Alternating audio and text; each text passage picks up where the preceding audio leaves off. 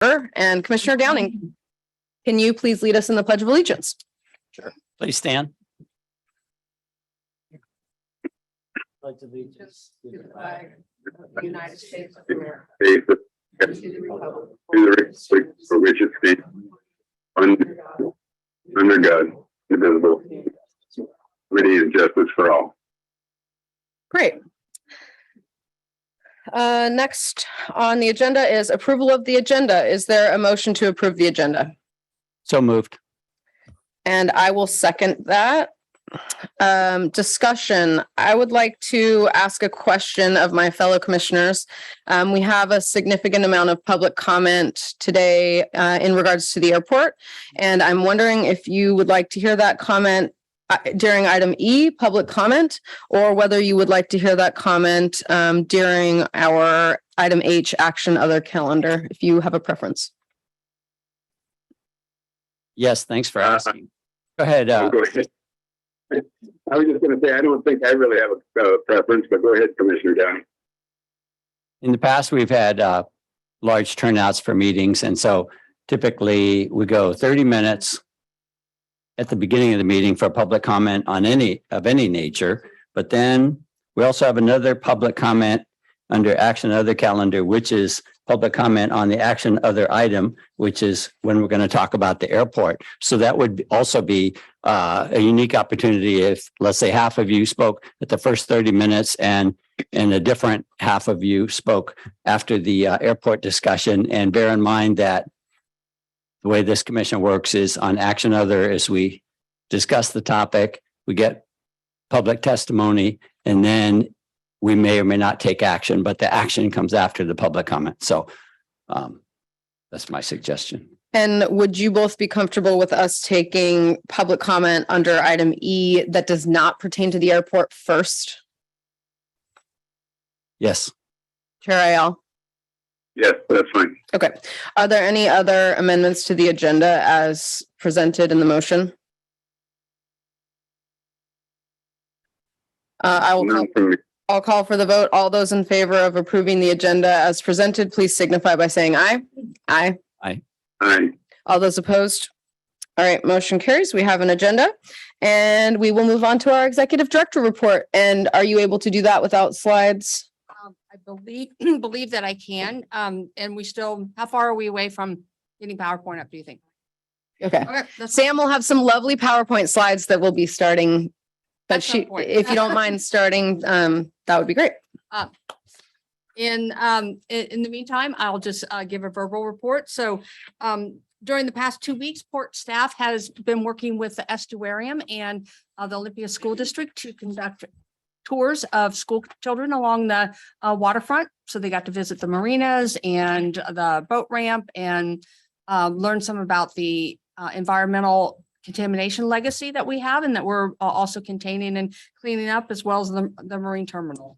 So that coupled with, I actually just met the executive director of the program that took the kids out on the water a couple weeks ago. So it is with great delight that we're able to introduce school-age children to what the port does, what our mission is, and our importance in the community, and have them think of questions. That might just be the feedback from the Zoom starting up. Should you just let me know, Missy, when we should move off of the phone? Yep. For now, Bob, maybe just move off the phone.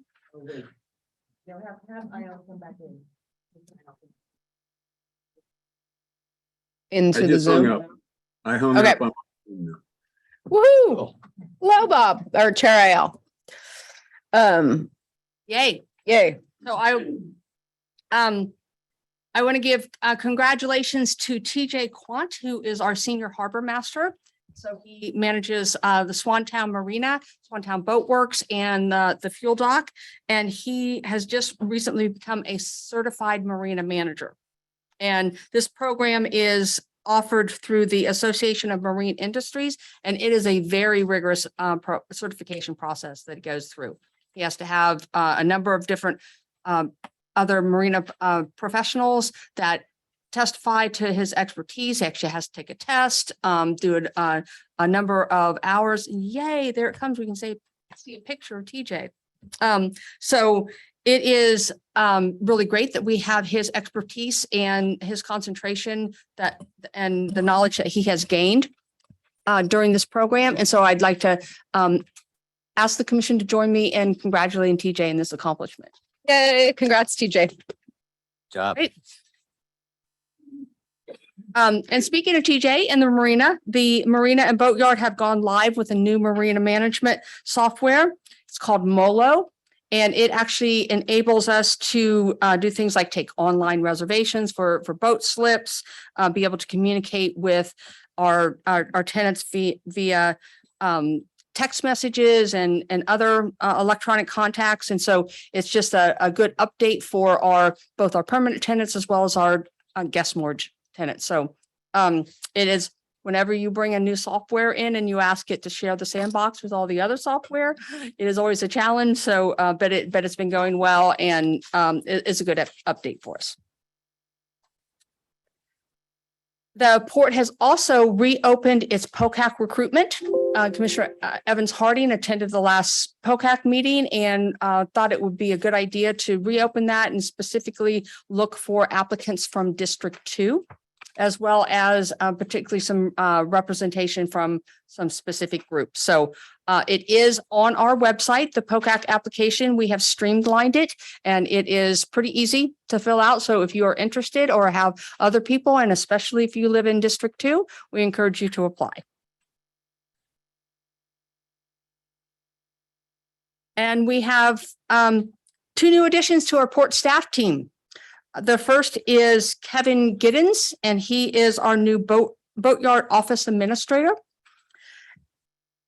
And Inika, I believe I got her name right. It is Dutch, so I believe it's Inika Stolp.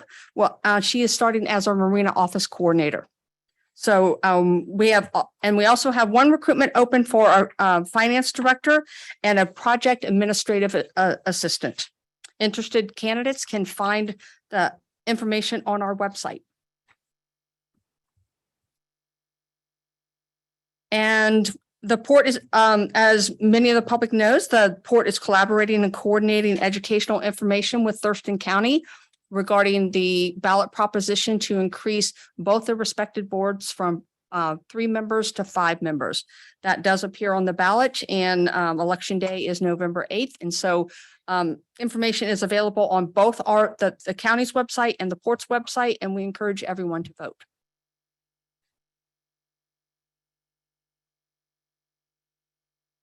We also have added a new feature of response to public questions of a factual nature that have come up in past commission meetings. 2 of them that we'd like to address today is, first, there was a question asked about identifying the sources of the economic impact figures that we use, and that is included in our economic impact report that is done every 5 years. It was completed in December 6th of 2021. There's a link to it on our website, and if anybody wants has difficulties finding it, they can email us and we will send them a direct link. And the second one is there's also a question about whether or not the port stormwater utility is accounted for separately. It is. We roll it up in with the marine terminal budget, but it has its own account on our chart of accounts, and all the expenses and revenue go directly into that. So it is accounted for separately, but you don't see it necessarily in the summary. And if anybody has further questions about that, they can contact us, but I just wanted to address that we are indeed accounting for it separately. You wouldn't happen to have that account number, would you? I'm sorry, I do not. And Thanks. then last but not least, I first want to give a shout out to some very stressful on the fly troubleshooting there to our staff. So thank you. And we always welcome your input. There's lots of ways that you can interact with us, including coming to these meetings, visiting our website, following us on social media, and other things. So we always welcome your input and conversations. With that, I'd be happy to answer any questions. Commissioner Downing, any questions? No, thanks. Commissioner Ayala? No questions here. Thanks. Since we have such a large audience today, I'll do a shameless plug for the POCAC. It's the Citizens Advisory Committee, and District 2 is Chair Ayala's district. And if you're in it, we really would love for you to be a part of it. It's going to help with implementing what the port's going to do. So it's going to be really impactful. So thanks, Sam. Okay, on to public comment. So I just want to remind everyone, comments should be directed to the commission as a whole and should not include comments about individual port staff or members of the public. Please be courteous in language and demeanor and confine remarks to those facts that are germane and relevant to the question or issue under discussion. In this initial public comment period, you can comment on whatever you would like. We will start with comments that are not about the airport since we have robust turnout in respect to the airport today. So if you are speaking not in regards to the airport, could you raise your hand? And could you tell me your name? Okay. Perfect. Perfect. And great. Missy, are we prepared with our 3-minute clock? Okay, so Excuse me. Was there 2 people? Michelle. Yep, sorry. got it. I know Michelle. Oh, I see. Sorry. So yeah, I have Michelle and Jean then who will start. So Michelle, let's go ahead and start with you. And you can take a spot at the podium just because the microphone captures it for those listening on Zoom. And Missy will put 3 minutes on the clock. And thank you so much for joining us. Thank you. Is this, everyone can hear me? Okay. Thank I'll read really fast because that's exactly 3 minutes. Thank you so much for the opportunity to share a little bit about Lacey Makerspace and what we've been up to. My name is Michelle Pope, and I've been the director of Lacey Makerspace for just over 18 months. For those that may not know, we're a collaborative innovators workshop designed to support small businesses, entrepreneurs, artists, product developers, and manufacturers. We offer instruction and access to state-of-the-art fabrication and prototyping equipment and foster collaboration and outreach as part of a hub of a larger ecosystem of business and networking services.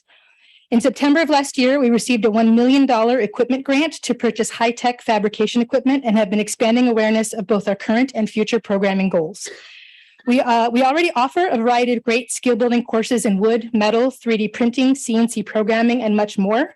But a major objective of that CARES Act funding grant is to partner with other organizations to build on and develop new opportunities for workforce training to promote regional job growth, support innovation, and expand the base of our economy. I feel it's important to share with the community that we are a regional resource.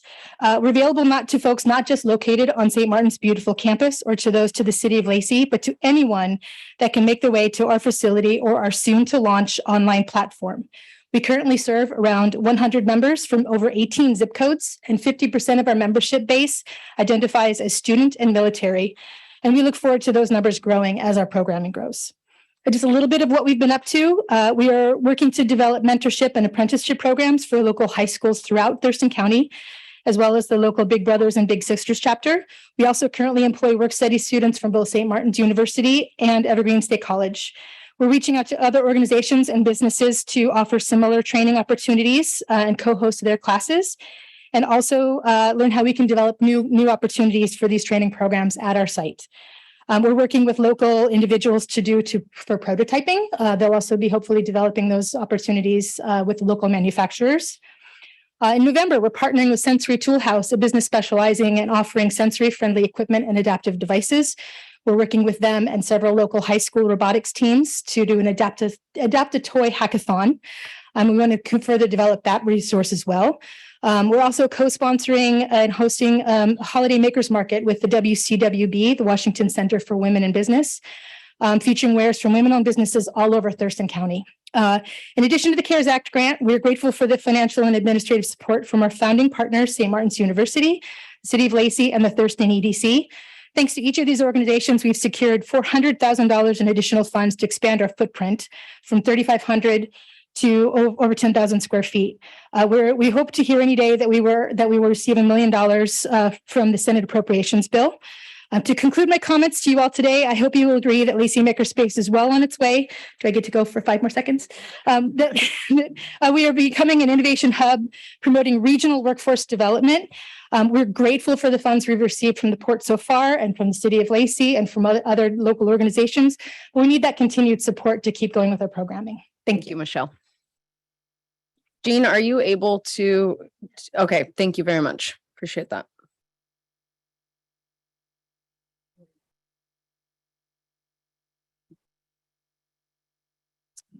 So thank you, Jean. You have 3 minutes. Okay.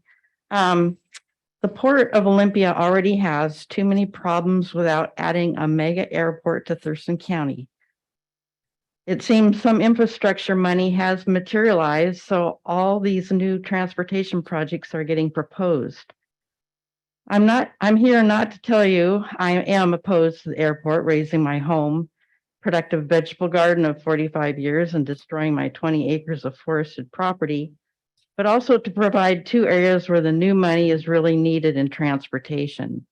2 places. One, raising I-5 up where it crosses through the Nisqually River Delta to get it above the sea level rise, and building more levels of highway above existing I-5 from Fort Lewis to south of Olympia to take care of standstill traffic. The first suggestion came from learning about the sea level rise and I-5 when I was a member of the Nisqually River Council Advisory Committee.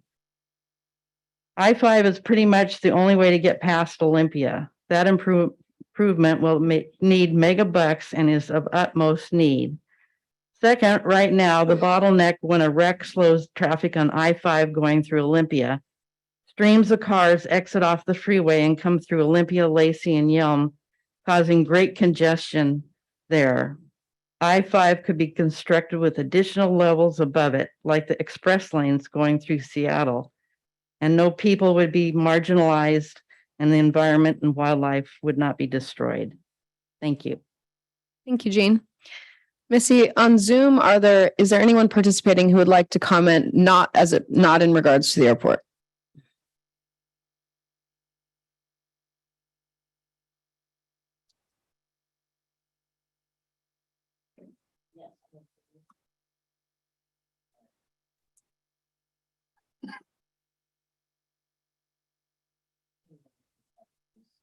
Okay. And anyone else not regarding the airport? Great. So we will take 30 minutes, which is 10 people at this time with public comment. And then we will take additional public comment when we come to the action other item as it pertains to the airport. So you will be able to comment then as well, but I'm just going to start at the top of the sign-in sheet. Rachel Cox.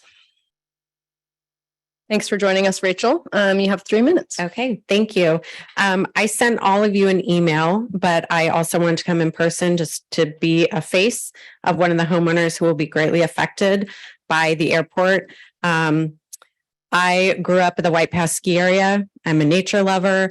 I moved with my husband to Los Angeles for 22 years. And after the pandemic, when we were able to move back, we could not have been more excited to get back to an area with the beauty that's here. We found a gorgeous home with land in East Olympia, about a mile from East Olympia Elementary School, near Johnson's, just the most beautiful area. I drive around in awe every day of the canopies of trees, of the beauty that surrounds me. And we were completely blindsided when we heard that an airport would literally be going right next to our home. My son attends East Olympia Elementary School. I work at East Olympia Elementary School. It was recently renovated. It just seems unbelievable to me that that is the area that's being looked at, that people's farms, Johnson's Smokehouse, which burned down and has now been rebuilt and has lovely community gatherings on the weekends. It's an amazing area. And it actually feels like we moved to a place, not just to a home, but we moved to an area that is truly a community. The kids come to school and they're excited to go to the T-Bird football games at the high school. Everybody knows everybody. You know, the people that work there have husbands or wives that work at the middle school or the high school. People live in the area and work at the school. it's been the most amazing place to move to give our kids the kind of life that we actually wanted. And having been stuck in LA in a cement jungle with traffic, getting to airports, I know what a nightmare it is. I know that it's easy to look at when you're making big decisions in government, you know, as it's just land and it's only so many parcels, but each parcel is a home and it's a family and it's people that have emotion about the place that they live. It's not just land. It's not just a home. These are people's livelihoods in some regards, their farms. I don't know.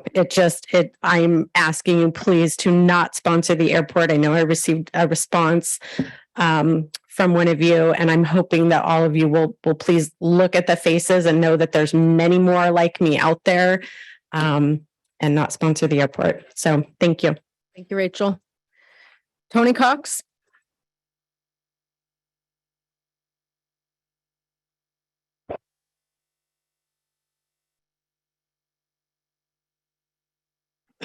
Thanks for joining us, Tony. You have 3 minutes. Hi, I'm just another resident in here. We've been here for 5 years, but we're living in this state for about 30 or so. Came up here in the military. You know, it's been a great place. I have a lot of friends and family all over this area, all through Thurston, Pierce, all around. As soon as this came out, I have all kinds of people calling me. Our whole community is panicked. You know, everybody's just stressed and freaking out what's going to happen. You know, we move out here because we love this out here, you know, and we don't want it destroyed. We don't want this to be like Seattle or SeaTac or Tacoma or whatever. You know, people say, why do you live so far out? Because we are willing to drive from here to go to jobs or anything else that we need to stay away from that. And everybody out here is so afraid that everything's going to be destroyed. All the extra pollution, all the extra people that come out here, the traffic, everything. What's it going to do to our local businesses? What's it going to do, you know, to our communities? You know, it's going to overrun our schools. I mean, I'm hearing all kinds of concerns and issues, and a lot of people are just becoming panicked, you know, about it coming out this direction, you know, and, you know, just, we don't feel that anything positive from this is going to come from this. You know, I've heard a couple of people say, well, you know, we could get some more jobs, and that's true, you know, and it may create, you know, a little more business for some of the local businesses, but everyone I've talked to, all my family, my entire community in Rainier, you know, through Yum, where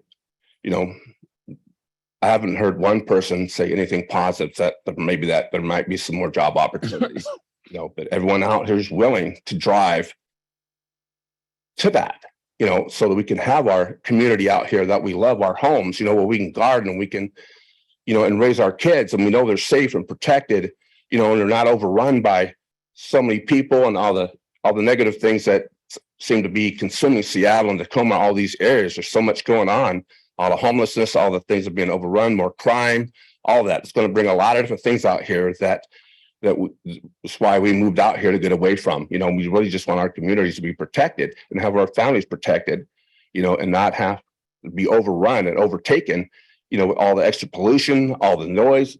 You know, I've already heard a dozen people, including myself, that say if they approve this, we're just going to move, because we're not going to stay anywhere near this and have to deal with it and be just overrun or destroy our lives and our community with what it's going to do. So thank you. Thank you, Tony. Katarina Simmons or Simons? Simons. Thanks for being here, Katarina. Thank you. Like Rachel, I already sent emails to you all, so this is just an opportunity to put the face. I understand that there's going to be economic opportunities that come with an airport, and that's part of the port's purview. But like everybody else has done so far, we are families that are panicked and scared and don't want to lose our homes. My husband and I are both military veterans. When he got out of the Army, we chose Thurston County because we'd been here at JBLM, but because I grew up in Federal Way and he grew up on Bainbridge, we have family in Kitsap and King County and Lewis County, and Thurston is where we wanted to be. For us, it was perfect. It gave us the open air and natural resources. We could get a piece of property, not piece of property, but a home with a large enough lot and nature access around that we could have our daughter have a life somewhat like those of us grew up to, playing in the woods and playing in the fields and that sort of thing. And at the same time, my husband, who's a disabled veteran, could go up to the VA in a reasonable amount of time. We can go up to JBLM and get a surgery at Madigan when we need to, like I've had to.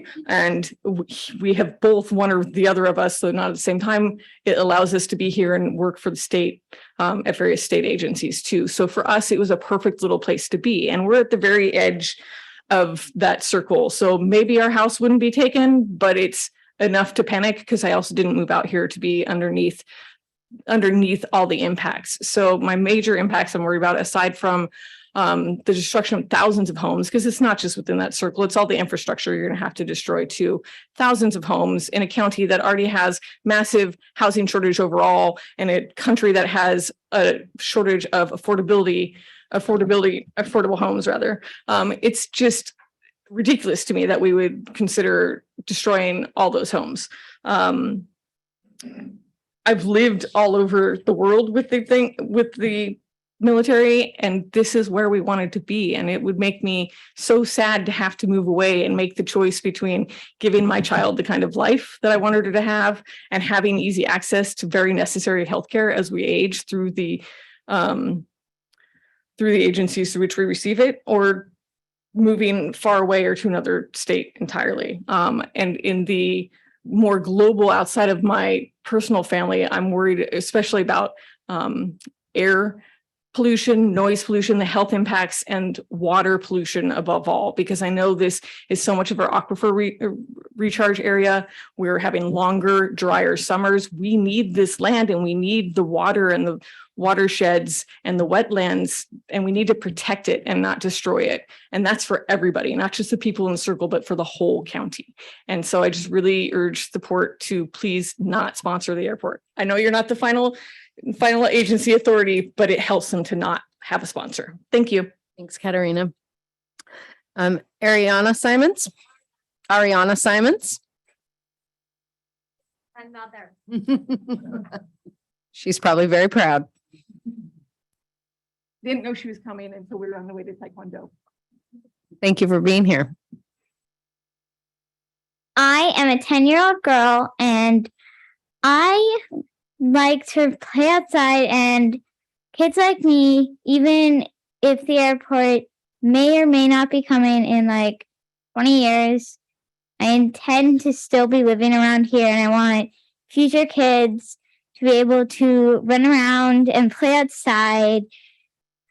And we would, if the airport is coming, I hope not, they would have to destroy a lot of land, render a lot of people homeless probably.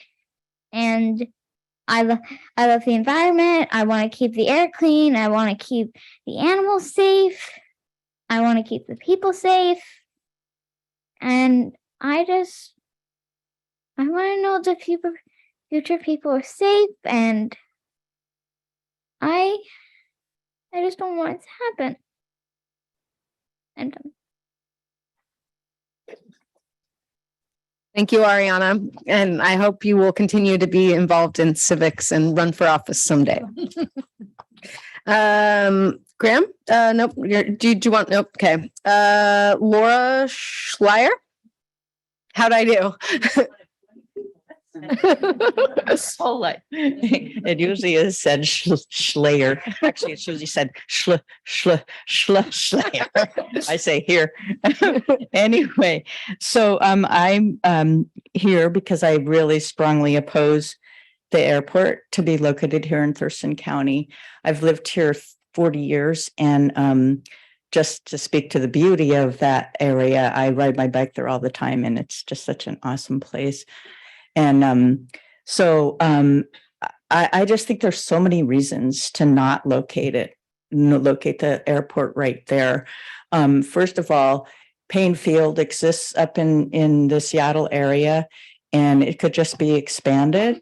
And it's right near the population centers that, are part of the overflow for SeaTac. And there's also a bunch of regional airports that could be used for the cargo transportation. And then that, if you do that, if you use some of those for cargo transportation, then that frees up space at SeaTac for passenger flights. And, we should just use what we already have. It makes economic and environmental sense. And, Thurston County, in contrast, is really far away from major population centers. And I sort of think, okay, people from Yale are going to come, and they're going to be really happy that there's an airport 20 minutes away. I mean, how many people live in Yale? I'm not making fun of Yale, but I'm just saying that's the kind of size of towns that we have around here. I'm also really concerned that a new airport requires massive investment in infrastructure, access roads, sewer, water. We just don't have that kind of infrastructure around here.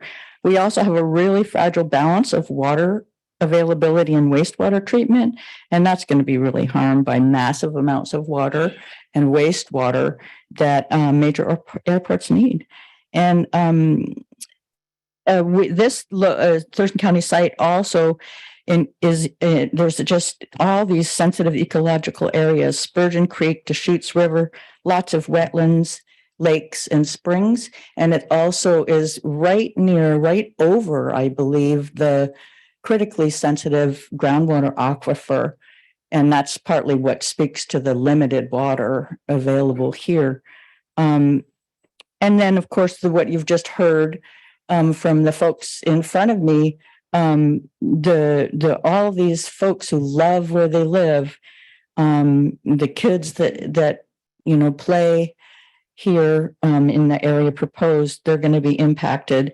They're going to be, their houses devaluated and taken away through eminent domain. So please, please, please don't sponsor this airport. Thank you, Laura. Jim Pearson.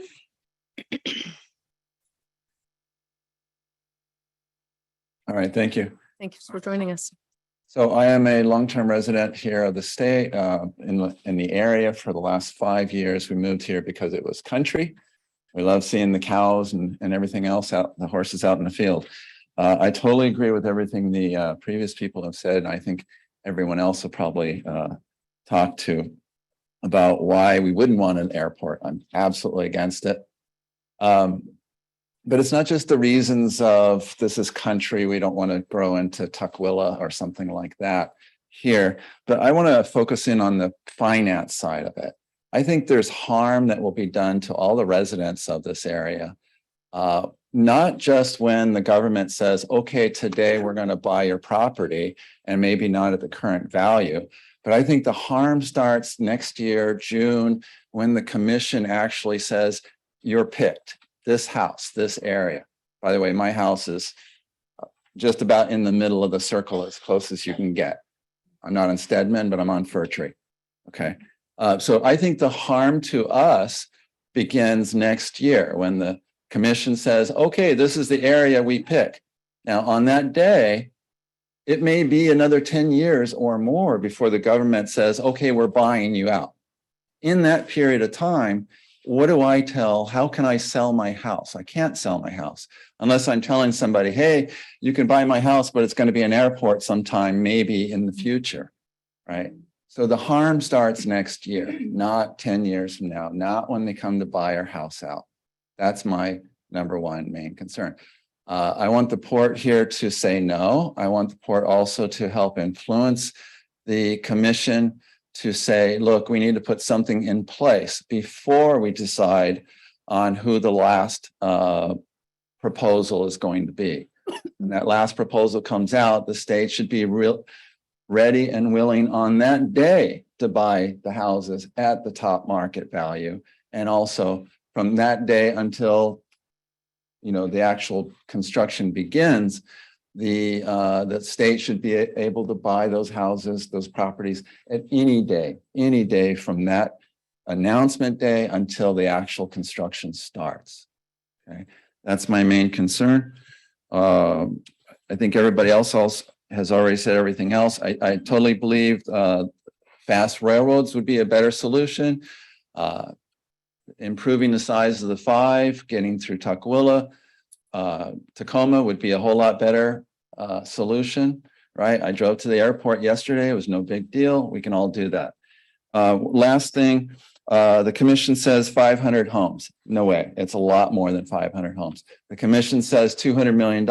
No way. It's $500 to $1 billion property value. I want to make sure they're not underbidding us. Thank you. Thank you, Jim. Jeff Cohen. Thanks for joining us, Jeff. Yes, good evening. Thank you to commissioners for the work that you do. I know it's probably not easy getting pulled in different directions and trying to, please everybody. It's a difficult job. I was absolutely shocked 3 weeks ago when I ran across a letter to the editor in the Jolt News, which I had never heard of. And I had no idea that an airport was being considered for this area. A couple of days later, I started a Facebook group thinking a couple of us maybe could exchange some ideas and find out some information. That went from 24 people to over 4,200 people in 3 weeks. So, and we did a poll in that group of how many knew about the open house in advance. And it was a total of 6 people out of 4,200 that knew this was coming. I don't think we've had proper notice. We haven't been part of the process. Haven't been able to give any feedback at a meaningful time. And I would like to see that changed. My wife and I bought a house in East Olympia, and like Jim, we're actually neighbors. So we're near the middle of the circle. So we will be impacted somehow. Not even as concerned of the financial side of it. But my wife and I adopted a boy when he was 3, and he's now 7. He's going to East Olympia Elementary and thriving there. Our backyard opens to the Chehalis Western Trail, where we ride bikes almost every day. It's a safe place for him to ride. We sacrificed a lot financially to move here and to be a part of this community, knowing what a great school, a great reputation for the schools, and they have lived up to all of that. And we moved here to give him some roots, to give him a place to grow up. And he's been through enough trauma the first 2 years of his life before we got him, and we want to give him a great childhood in this community. It's a great community. Neighbors are awesome. Everything about it is, and we're all in East Olympia, right? We live there. I work from home. Our son goes to East Olympia Elementary, which is on the edge of the circle. So I'm concerned about the plans going forward. I'm concerned that we weren't notified. I'm also concerned that East Olympia only provides 7.9 million annual passengers, which is less than half of some of the other sites that were considered, and short of the 27 million that we're projecting is needed. So thank you very much for your time. Thank you, Jeff. Robbie Curry. Thanks for joining us, Robbie. Hi. So, as everyone else, I have loved Thurston County. I've lived here almost all of my life. I live in Sunwood Lakes. I chose that neighborhood because of the nature and the wildlife that is in the neighborhood. Don't have to go too far for that. The deer come in my front yard. And I choose to live there because of the fact that it is out away from the population of the cities, even the city of Lacey. That was where I grew up. I would not want to live in the city of Lacey. I want to live where there's open spaces, where there's peace and quiet and not a lot of traffic and a lot of noise. I'm a real estate appraiser, and I have seen what these kinds of projects do in other neighborhoods. And I know that it's the port's responsibility to look at economic development in our county. But I can tell you from the job that I do that nobody in Des Moines, Burien, White Center, any of those would wish to have SeaTac in their backyard. Not just from the airplane noise going over, but all of the pollution. If we have that kind of pollution rain down on Thurston County, like so many have said, it is going to ruin not only our air, but our groundwater. Sunwood Lake sits right on top of the aquifer for McAllister Springs. The surrounding area is 100% the recharge area. Paving over that recharge area is going to cause the aquifers to dwindle. As an appraiser, my forte is green building. I have taught classes in how our aquifers are dwindling and what that means to the cities and the municipalities that use those aquifers. Olympia is one of those cities that use that particular aquifer. And how are you going to explain to your citizens, to the voters of Olympia, that now they don't have any water to use because of that particular airport going in? There are so many other reasons out there that we need to look at. We need to look at the endangered species. We need to look at the farmland and the ranch land that's going to be just eliminated, and the food that they produce and they send to our communities. We need to look at the historical and cultural resources that will be lost. Fort Lewis in itself has cultural resources from Native American and pioneer settlements. So we need to look at all of these different aspects, not just what maybe will produce a few jobs, because the jobs that it produces, at what cost? Thank you so much. Thank you, Robbie. Cindy Price. Hey, everybody. I too want to share a little bit about myself, but I want to ask you, please do not sponsor the airport. I want to tell you a little bit about my farm. I've lived on my farm for about 38 years. We moved out there and Yelm Highway was just a 2-lane road, 50 miles an hour, all the way from Tumwater. We got ourselves a little mobile home, and then we got another mobile home, and we felt really fancy. And then we finally built our house and we started a farm. We started with cattle, and then we started with hay, and then we decided to get a little bit more responsible with our land. And now we're doing responsible crops for transitional wetlands. Well, Sturgeon Creek Valley is a beautiful valley. It's a wetland, and Spurgeon Creek runs along it. And just up from Spurgeon Creek, where I live, is a spring that feeds Eaton Creek as well. Eaton Creek is a tributary to Lake St. Clair. Spurgeon Creek is the largest tributary to Deschutes watershed. It is a critical tributary for salmon. So that's important by itself. But I'd like to extend an invitation to all of the port commissioners. Please come to my farm. And bring your muck boots when you come, because you're going to see and you're going to smell the fresh air, and you're going to have so much water going up your boots. You're not going to know where it's going to go. It's going to flood somewhere. If you cover it, it's got to go somewhere. The amount of water in Spurgeon Creek Valley is vast. So how an airport can go there, I don't know. But please come out to our farm and visit if you'd like. I'd also like to ask a question. I'd like to know what the port, how they see their role when the CACC decides to move forward, which they're doing with their technical analysis. There's I think 6 bullets they gave to the legislature recently about some things that they still need to do, a punch list.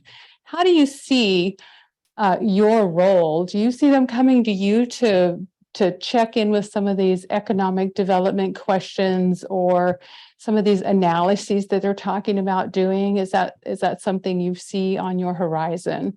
And how does that work? Will you be advising them? So that's my question, and I actually really do mean it. I'd like to see you guys come out to our farm, and I could introduce you to some neighbors, and we can wade through the muck. That's what we've got. Thank you, Cindy. Dawn Sontag. Hi, I am a resident of Sunwood Lakes and many of my neighbors are here. I also learned about this airport from a news flash on my phone from the letter to the editor of Jolt, which I had never heard of.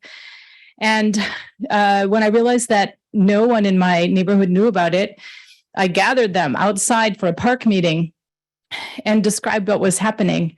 And I let them know that eminent domain seizure means that the state can come in and declare whatever they decide is fair market value. And for first-time homeowners, this means that there will be people who are paying the mortgages on homes that were raised. They will not be able to ever own a house again. They will be living in small apartments in undesirable areas like near an airport. And this is also children, families with children will be faced with this. My husband is a vet. He served 6 years with 2 deployments to Afghanistan. And we moved here we moved to the States from Germany in 2000. I'm an American, but I lived there for 10 years. So I was in a way almost like an immigrant, and he is an immigrant. He devoted 6 years of his life to serving the country. For 20 years, we were planning to move out to the Pacific Northwest to be near my sons, who both live in the area. Our home is like a refuge for my grandchildren. My grandson is autistic, and he, with his father, has to live in an urban apartment, and the parking lot is his playground. That is what the children who are being forced out will be facing. And if their parents are living under this stress of, oh, well, this won't happen for 10 years, this is like half a childhood, or 20 years, an entire childhood of having parents who are living with this uncertainty and this reality of bankruptcy when this happens, and of being, ripped out of a tight-knit communities in Sunwood Lakes. We live on off cul-de-sacs, off a circle. And I am telling you, we all know each other. We know each other by face, or we know each other by name. We take care of each other. This is not just a homeowners association. It's a real community. And it is so tragic enough and traumatic enough to imagine all of what we live in a forested area that is actually also a corridor for certain species that will be totally obliterated by this airport if that is covered with concrete. But the idea of this forest being raised on top of the financial devastation is just beyond traumatic. Thank you. Thank you, Dawn. That was 10 of that topic. So that was 10 on that topic, and I would encourage you all to stay for as long as you want. We are going to talk about 2 more items, and then we will have Rudy Rudolph presenting on the CAC, and then we will have additional opportunity for public comment before the commission, if we decide to take action and send a letter stating our position. So at that time, for those of you who need to go, thank you for joining us. And we really appreciate you being here. The more you come, the better. So we don't want to make it swift at the beginning if we can. Madam Chair, if I might offer a suggestion. Sure. It is the prerogative of the commission to change the order of your agenda even after adopting it. So if you wanted to change the order and consider the action other item prior to the action, that is your prerogative, and then people could make comment after that. Great. Rick, is there any reason we can't do that before the consent? Just do that now I would say just make a motion to do that. to amend the agenda? Certainly. Is there a motion to amend the agenda to move item H, action other calendar, up to item F, which would be our next agenda item? So moved.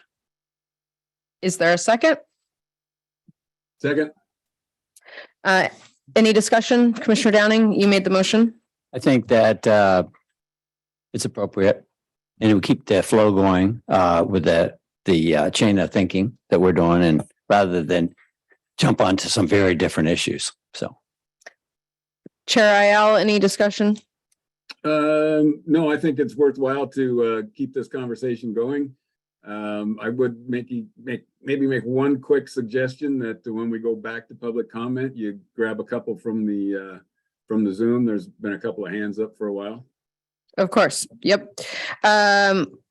Okay, there's been a motion to move item number H, action other calendar, up to item number F, which will be our next item of business. All those in favor, please signify by saying aye. Aye. Aye. All those opposed? Okay, great. So Rudy Rudolph. Thank you for joining us. Or I'm sorry, is this Warren, not Rudy? No, it's me. Okay. My agenda says Warren, so. Yeah. Realize that was an error. Oh, okay. So thank you for joining us, Rudy. Okay, Commissioners, Rudy Rudolph, Operations Director with the Port of Olympia. So on October 15th, 2022, the Commercial Aviation Coordinating Commission, as we referred to them and heard them referred to as the CAC, as the acronym, forwarded a report to the state legislature recommending a location in central Thurston County, east of Olympia, as one of the 3 potential greenfield or undeveloped sites for further analysis for future development of a commercial service airport. The Thurston County Board of Commissioners has asked the Port of Olympia to endorse a letter to Thurston County's state legislatures in opposition to any proposed airport expansion sites being located in Thurston County. At the October 17th Port Commission meeting, the Port Commission expressed a request to staff to have an item on this night's agenda so that the Port Commission could take a position or discuss taking a position on Thurston County Board of Commissioners request. In your packet, you have, or in the commission packet for this evening, is a copy of the CAC report from October 2022, a copy of the Port of Olympia 2020 letter to the CAC, which was from a previous Port Commission, and the draft letter from the Board of County Commissioners to state legislatures. So with that, I have nothing further to present, and now over to the Port Commission to have your discussion. Thank you. Commissioner Downing, do you have any questions for Rudy before we move on to comments? Do you have any clarifying questions? I was just going to get questions from both of you before we move on to comments, if you had any. You want to go right back to public comment? Is that what you're saying? No, I'm sorry. Questions from you, and then we'll move on to your comments. Oh, I after see. we hear Oh, from you and Chair Ayala. Okay,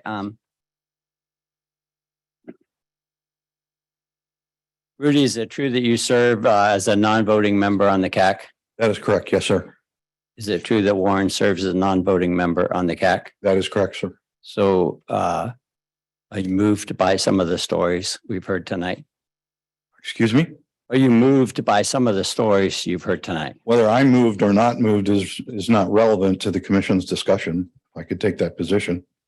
Do you get to speak at these CAC meetings as a I non-voting participate member? as a technical member of the CAC. Yes, sir. Well, I'm glad you're here. I just want to say I'm glad you and Warren are here to hear the testimony of the public. I personally am moved by it. Chair Ayala, do you have any questions? I don't really have any questions for Rudy. I just would like to say that I do appreciate Rudy and Warren both. It's good to know that we do have experts and experience in the industry that work at the port at our high level staff members. So I just want to say I do appreciate Rudy and Warren and the work they do. And then Chair Ayala, do you want to go into your comments or any potential action? Are we looking to do that before public comment? Do we take the, I mean, there's nothing on the floor at this point, so we would need action that we would then take public comment on. Does anyone have any action? I guess I can ask both of you. I do. I do. And if that's okay, then I will just, I will take care of that. So point of procedure. I think we might have dueling motions, and so we need a parliamentarian. So how do you handle the dueling motions in the case that Chair IL makes a motion.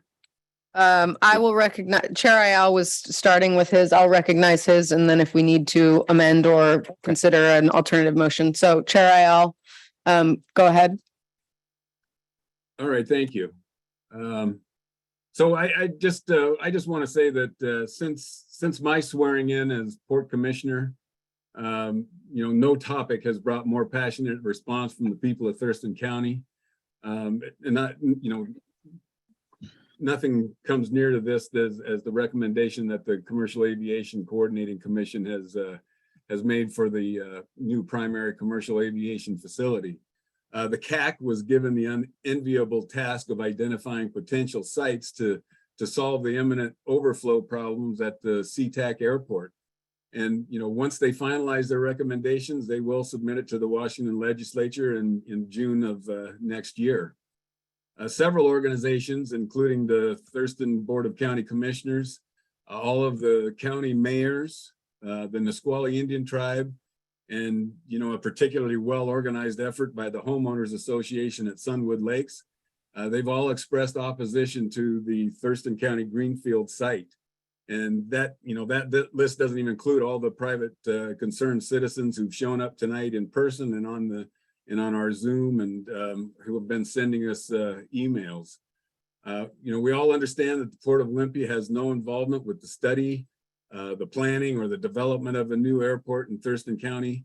However, I do believe as the commission, we should take a position and support the opposition of this proposed Thurston County site. And I actually have two motions tonight, but I will start with one. And my motion is to authorize the port chair, myself, Bob IL, to sign the Thurston Board of County Commissioners letter opposing the proposed airport expansion sites in Thurston County on behalf of the Port of Olympia Commission. Repeat, please. I move to authorize Port Chair Bob IL to sign the Thurston Board of County Commissioners letter opposing the proposed airport expansion sites in Thurston County on behalf of the Port of Olympia Commission. I have to write all this down, Bob.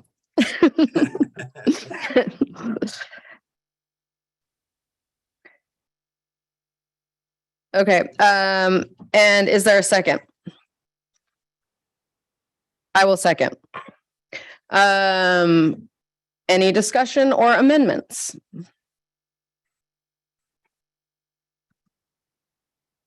And I'm sorry, I should repeat the motion. So there's been a motion to authorize Port Chair Bob Ayal to sign Thurston County Board of County Commissioners letter opposing airport expansion on behalf of the Port Commission. Now, is there any, and it's been moved and seconded. Is there any further discussion? Thank you, Chairman IL, for that motion. I also support resisting a new airport in Thurston County. I'm very moved by thank you everybody for showing up tonight. Thank you everyone on Zoom, and thank you all the people that wrote emails, too many emails to keep track of. I've been Port Commissioner going on 7 years, and this to date is the biggest issue. It's bigger than the military issue, because the military issue was, it was a community sounding board. We had a special meeting about it, and it was pretty much 50-50. Whereas, is there anybody here in favor of this airport? No, there's nobody here in favor of this airport. And of the literally 200 emails that the commissioners have received, there hasn't been one in favor of it. That being said, I see something missing from all the emails and the public testimony. I take a kind of global view of life on this planet, which is this. Number one, I empathize 100% with anybody that's threatened with losing their land and their home or their land or their acreage or the value of their home. And as one speaker pointed out, if they want to buy your home out from under you, it needs to happen next June, not 10 years down the road. I totally agree. So that being said, I also take a global view of air travel, and every so often you see the map of all the airplanes in the sky, and it's just ridiculous. So, you know, unfortunately, you can't have your cake and eat it too. The cake is to keep your home. The other part of the cake is to pay a whole lot more for air travel, so we don't need to expand SeaTac. Pay a whole lot more for air travel. And I mean, we're already paying more, but keep paying more. And you do that for two reasons. One is so we don't have to build more airports and take away people's homes, but you also do it for environmental reasons. I once did a study. You can Google it in 5 minutes. You can say how many pounds of carbon dioxide does it take, or CO2 or whatever the emissions, to get on a jet plane and fly from coast to coast. It's huge. It's many times more than driving your car as a single passenger. So, you know, air travel is it's wonderful. You know, I enjoy it, but at the same time, it's really bad for the planet. And thirdly, you know, I'll bet you in 20 years, we'll have other things to worry about than increasing air travel. And I'm hoping that we'll have, as a matter of fact, I'm hoping that perhaps not cross country, but at least locally, we'll have electric airplanes, and we'll be doing the electric shuttle. And I'm not sure how that's going to work, but I'm all in on that. So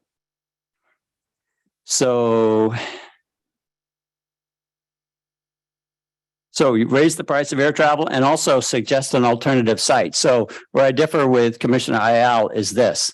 I read the letter that the various local entities want to send to the legislators, but I'm not sure that's going to hit the right nail, because the governor has already commissioned the CAC to do this study, and they're going to come out with a finding, and they want to go with Painfield as another major airport, and then they want to have a feeder airport of some sort, either in Thurston County or Pierce County. So we are on the short list, and so that's very worrisome. And number one, this site is not big enough because, as somebody mentioned, they need 28 million passengers per year. Well, we'll never do that in this site here. So it's unlikely they're going to pick that site. But it's still a great cause for concern. So rather, I think the Port of Olympia is uniquely situated. We're different from the City of Lacey, City of Olympia, and the County Commission in that what I think we need to say to the CAC, not to the legislatures, because this is already in the hands of the CAC. So the letter should be written to the CAC saying something to the effect, and it's not my turn to make a motion, but if I have a chance to make a motion, it'd be something to the effect that we don't support a new airport in Thurston County, but we would support a modest expansion of Olympia Airport for commercial airline service. And again, we're talking federal or state dollars to help us build that electric airplane infrastructure at our wonderful Port of Olympia Airport, which I think is far better suited, although it's too small for the CAC's purposes, but it's still far better situated for potential commercial airline service. So with all that, those are my comments. And that's why I'm probably not going to, you've already seconded. Okay. I did second. So given that there's a motion on the floor and given your comments, do you have an interest in amending the motion?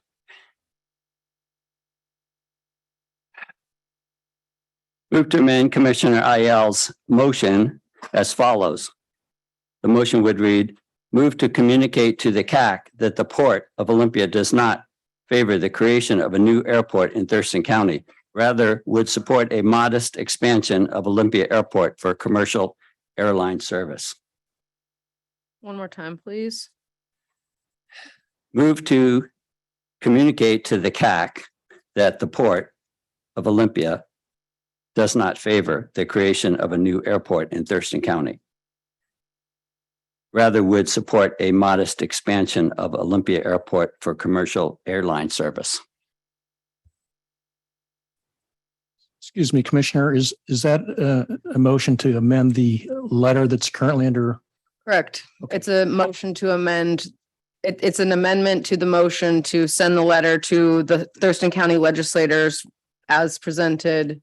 He's amending it to say it would be sent to the CAC, and it would say that we don't favor the creation of a new airport. We support the expansion of the existing one. Okay. And then you would vote on the amendment first. Correct. Okay,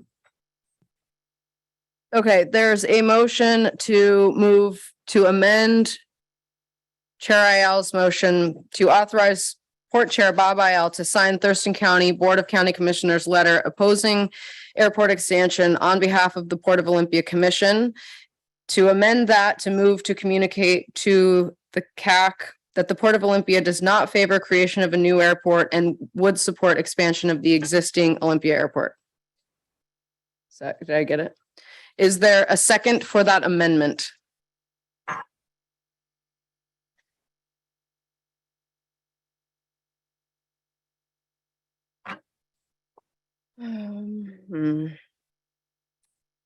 I will second it. So given that there's a motion to amend it and a second, Commissioner Downing, you brought the amendment. Do you have any further discussion? I view my amendment as just a little bit of a compromise. In other words, we're firmly against a new airport in the Rich Road, Rainier Road, East Olympia area. And I think that many people have talked to me over the years about commercial air service, so it ties right into bringing some form of commercial air service to the Olympia Airport. And we're not talking, I mean, we're really not talking 737s because the runway is too short, and the port is not interested in extending that runway, but I'm pretty positive that the future of regional air flight is electric, and that would work just fine, in my opinion. So I think I view it as a little bit of a compromise, and I'm hoping my fellow commissioners feel that way too. Chair Ayal, do you have any comments on the amendment as presented? I do, thank you. And I do believe Commissioner Downing, I believe you're headed in the right direction with your amendment. I would personally rather not amend my motion, because that motion is directly related to a letter that's already been composed and signed by several other entities. As I mentioned before, I did have a second motion that I believe is going to cover what you're after, Commissioner Downing. Which my second motion, without actually making it right now, my second motion is that to authorize Executive Director Sam Gibney to update the commission letter from 2022 and send that directly to the CAC Chair, David Fleckenstein. So that was kind of the direction I was going, Commissioner Downing, and I appreciate your position. I think we're kind of going the same direction. I would rather not amend my original motion. Yeah. Thank you, Chairman Ayal. I'm not quite tracking. Can you tell me again what letter you're interested in having our Executive Director amend? Yeah, it's the letter. It should be in your packet. It's the letter from the Board of County Commissioners that has been signed by all three commissioners and all the mayors of Lacey. My motion has to do specifically with that letter and this commission authorizing my signature on that letter. And your second motion is regarding the July 14th, 2020 letter. That is from, correct. Correct. So the motion currently on the floor is the October 17th, 2022 letter to Thurston County legislators from everyone except us. So when Chairman Ayal, when you say you would update the July 14th, 2020 letter, how would you update it? Well, that letter was drafted, or that letter was actually from the Executive Director Gibney, but it was authorized by the commission at the time. So I feel that we should update that letter so that it reflects the opinions of this commission. And at that point, if you wanted to make an amendment to that, to add your topic on the current airport, that I would be good with that. And I might have additional updates to that letter if we have a motion regarding that second letter. So I don't think it would be as presented. We would have further discussion in our next motion on that. I see. I can get behind that. Would you like to withdraw your amendment? Or would you like to move forward with the vote on? I'm the happy to amendment? withdraw the amendment. Okay.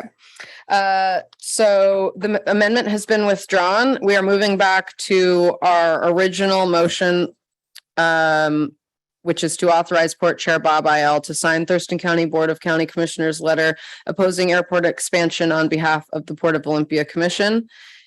I will just state for my own comments that one of the things that is most important to me is balancing the interests of the broader community. And sometimes a minority of people feel like they're speaking on behalf of the entire community. In this case, it is very clear that it is a diverse group of people with diverse interests that are wanting us as your representatives to speak on your behalf and say this is not something we support. So I am inspired by the Facebook page. If I ever want your opinion on anything, I'm going to go on there. I encourage you all to not take this as the only opportunity that you engage with the port. We really want to hear from you. So I would fully support signing this letter and also have some additional comments that we could make through a second letter to the CAC. The only other thing I would say is that it is difficult citing essential services. So the task before the CAC is, I think, unenviable is the word Chair Iell used. And it's very hard. And I think as your representatives, it's our job to reflect what we are hearing from the broader community. So any further discussion on the motion as presented? Maybe. I think at this, Madam Chairwoman, You guys are testing my parliamentary. I think at this time we take public comment before we actually vote. Oh, yes. Yes, we do. So any further discussion from you, Chair Iell? No, I'm ready for public comment. So there is a motion on the floor, which you all have heard me say enough times, I would like to move to the public comment that we didn't get to, as well as the public comment on the Zoom. So Michelle Lewis. Thank you for joining us, Michelle. So you have 3 minutes. Thank you. I didn't come prepared to speak, but then I saw that it was an option. So I live off of McCorkle, just a little bit outside of Rich Road. So I'm not right in the circle, but I'm just outside of it. And I've lived a lot of different places from Singapore to Washington. So I have the unique experience though of living in San Bruno at one point in my life and also in San Jose. So I know what it feels like to live near an airport. And when I grew up in San Jose. So I lived there before there was an airport and after there was. And it just changes the whole landscape of everything. You don't have to be right next to it to feel the impacts. There's just always more growth, more traffic, more people, more congestion. And it wasn't until I lived in Washington and I would go back to visit the Bay Area where I grew up. And I was just like, this is gross. Like everything just kind of gets run down when it's overcrowded and overpacked. And I believe very strongly that would be what this airport would ultimately create. So my husband and I decided to buy a beautiful 27-acre property a couple of years ago and decided to become late farmers late in life. He's 65 and I'm 55 and my 26-year-old daughter lives there with us. And it is just a slice of heaven. It has a 110-year-old barn and we've spent and a 105-year-old farmhouse original. And we've spent hundreds of thousands of dollars to clean up and make it livable and learn farming. So it's time consuming and it's expensive and it's just kind of a work of this labor of love. And we want it to be our forever home. We have never, like I said, and he's lived in more countries than I have just from work, but we've never fallen so in love with a place. The thing that scares me the most is the environmental impact that this would have on the wildlife habitats. It's just, we've had so many people visit us, and we want to create not just a farm where we're stewards of this land. We just feel so privileged to be able to live in a beautiful place like this, but we've had people gather there, and we kind of want that to be. And just the little bit of JBLM flight traffic is a tiny bit disruptive, and it feels like the most that we would want to, put up with. I can't imagine there being a commercial airport there, but we have blue herons and deer and just everything you can imagine. And I am so scared that those will either be destroyed or disrupted. And that is irreparable. I don't care what the financial gain is. I just don't feel it's worth the cost. So I urge you, as I hear that you're already going in that direction, but just to keep fighting for us. Thank you. Thanks, Michelle. So let's go to Zoom. Missy, who do we have? Great. Dylan, thank you for joining us. You don't have to, you have 3 minutes. Thank you for letting me speak. I'm speaking on behalf of my wife as well, Laura Orion, and our daughter who was born about 4 months ago, July 2nd. We recently moved to this area from Los Angeles. And so like some of the other people who've spoken, we have experience with living in a place that is highly impacted by things like airports and major infrastructure. And yeah, we moved here for the same reason that a lot of other people have said, which is to get away from that, to move to a place that, for one, has more water, less congestion, fewer people, better quality of life, better air quality. And we chose this place to be the home of our daughter who was just born. And it's just a major disappointment to see something like this come down the road less than a year after buying our home at extraordinary expense, and in a situation that might never be repeated. If we had to buy a new home today, I don't think we would have any chance of getting access to a place like the one we live now. One of the speakers earlier referred to the confluence of Eaton Creek and Spurgeon Creek. Our home is less than 300 yards from that spot. Our driveway actually goes through the spring where that water comes out. You can see it welling up out of the ground as you drive by. And if you drive through there on a summer evening, you can feel the cool air surround you as you drive through it.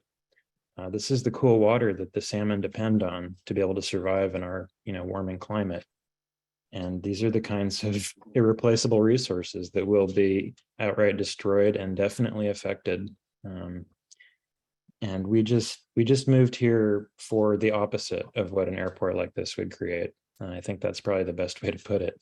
Every single impact that you could list of this airport is something that we had hoped to avoid by moving here. We also, in addition to the environmental impacts, the social impacts would be huge. We love this community. We've only been here a year, but we have met so many incredible neighbors. We help each other out. I just picked up a package for a neighbor and brought it to our house. This is the closing documents for a house that they're trying to buy. This is how much neighbors trust each other around here. It is a very close-knit community. And we just very strongly oppose something like this. But as other people have also mentioned, we do understand that growth needs to happen and that we need opportunities to, increase the ability for people to travel and support that. So we are in favor of that, and we are open to compromise. But the problem is that we just were not involved from the beginning. And we think, we were just discussing, that the CAC should just completely start and involve the public. That's it. Thank you, Dylan.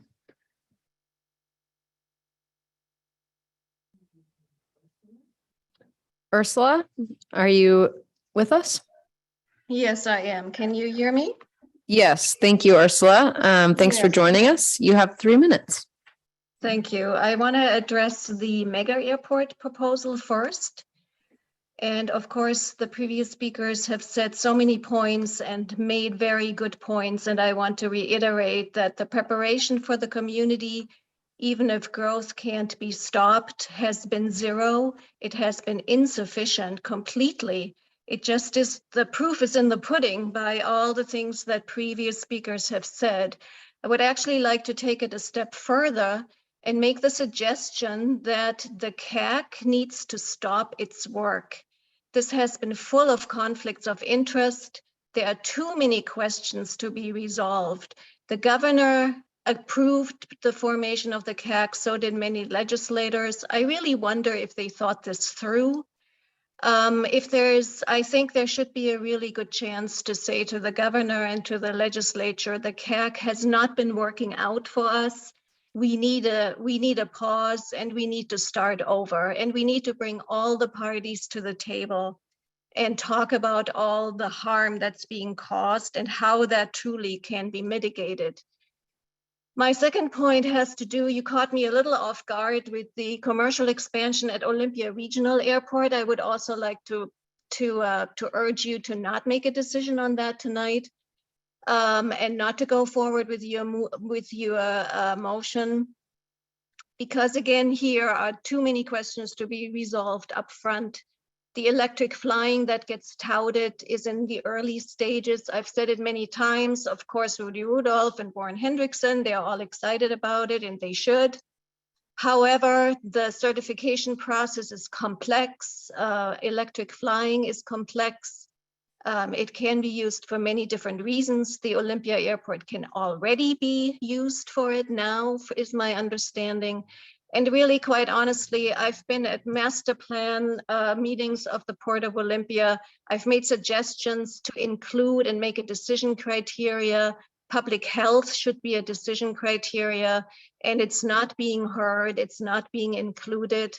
But those are aspects that need to be resolved first and discussed first with a variety of experts and scientists, not just with representatives from the industry and from ports.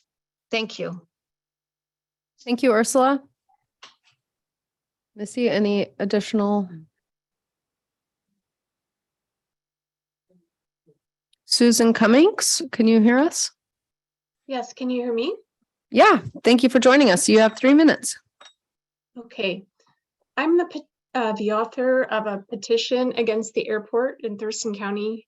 I wrote it and posted it on change.org 3 weeks ago, and in that time it has gathered more than 7,000 signatures. I appreciate what everyone before me has said about losing their homes. I own a farm on Stedman Road, and my farm would also be destroyed by this proposed airport. I want to address specifically some comments I heard by the CAC in an interview that they did with Austin Jenkins this week on his public access show. I don't know if any of you saw that. They were again talking about the airport of the future and how electric planes are going to drastically reduce carbon emissions and noise. And this is the airport that they're proposing would run on that. I want to read to you an article that was published by MIT Technology Review in August. In order for electric planes to play a more significant role in decarbonizing air travel, energy density may need to quadruple. This could require novel types of batteries to reach commercialization. Batteries would need to basically double in energy density to enable the short routes that startups are aiming for. And this is 100 passenger plane can basically go like 20 miles.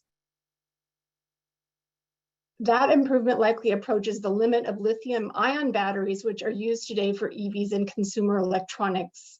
Even with this sort of progress, electric aircraft could only displace enough aircraft to cut less than 1% of emissions from the aviation industry by 2050.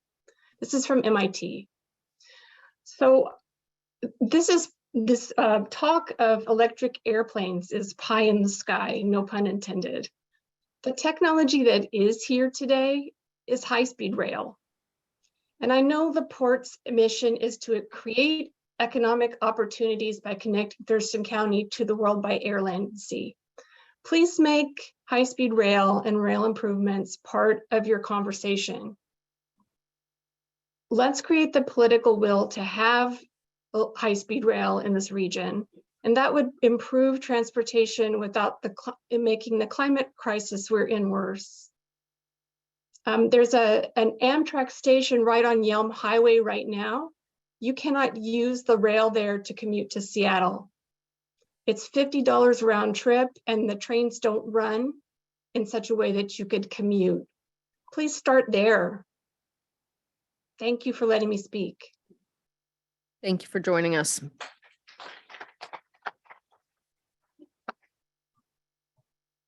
Additional comments from Zoom, Missy?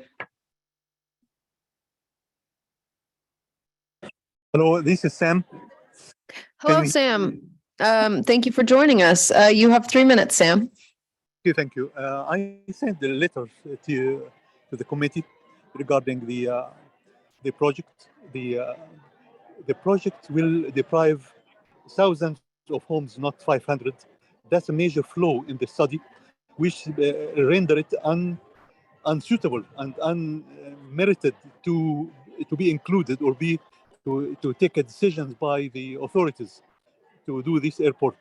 The amount of people living in this area will be displaced. In the meantime, there is other areas not looked, like Bellingham. Bellingham, there is already active airport, and when I was traveling to Hawaii, this airport was used, and it's a nice, clean. The runway is big enough. I'm an aeronautic engineer. The place where they decided to have this airport as two parallel airports is not practical. They have to be a triangular airport, and that when they start to study the design of the airport, they would amend it, and based on this amendment, they will ask for more than the 6-mile diameter airport. So first to get the approval, and then we expand the approval from 5 maybe to 15 or 20 miles, and then the network of roads that connect the 60,000 people, 60 million people that will fly to and from the airport. They need a massive network. What I want to say that the Olympia, Lacey, and Tumwater will be erased as cities. It will become a hub, aviation hub. That's one thing. The second thing, I'm not talking personally, but I talk about in behalf of all the retirees. We arranged our life around owning our home and enough social security to continue living. If I am now deprived from my current home, nobody going to give me a loan because I'm over 75. Nobody going to give me a loan because I don't have enough income. I don't have enough money compensated to buy a new home. So you turn a lot of people living in this area as too homeless. That's what I want you to say and consider, please. Don't destroy our lives. We came to this land of opportunity not to be destroyed and be used for commercial purposes. There's more areas near this circle that can extract it and count real people, not 500. In our community, we have 250 families in one compound. There is many other compounds are being built now and built in recent years since they started the idea. So the study is not merited. It's not credible to be considered. Thank you for that. Thank you, Sam.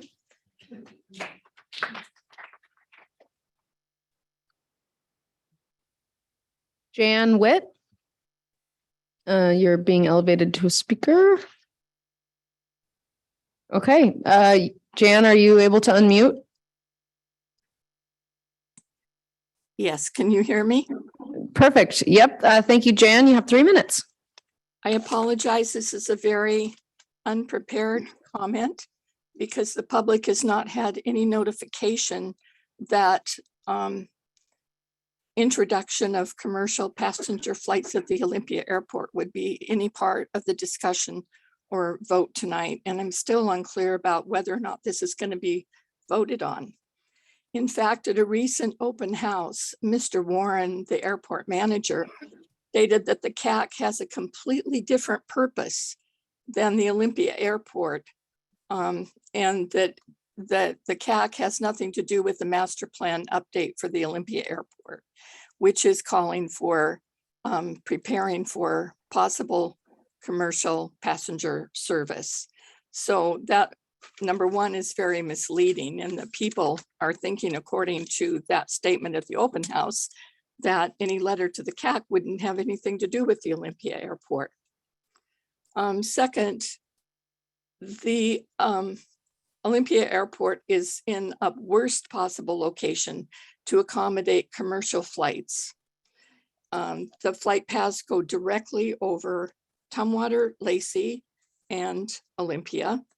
The flight paths are 1 mile from an elementary school, 2 miles from the densely populated Briggs Nursery development. The flight paths are within 5 miles of downtown Olympia. They go directly over established neighborhoods, many schools, including Olympia High School, Washington Middle School, and many elementary schools. When in the past, the issue of commercial passenger flights at the Olympia Airport has come up, it has prompted vast public opposition. In fact, in the past, I have been present at auditoriums full of people objecting to such a plan. Now, I know that Mr. Downing suggested that this would just be electric aircraft. Electric aircraft, as the speaker previously stated, are decades down the road from any considerable use.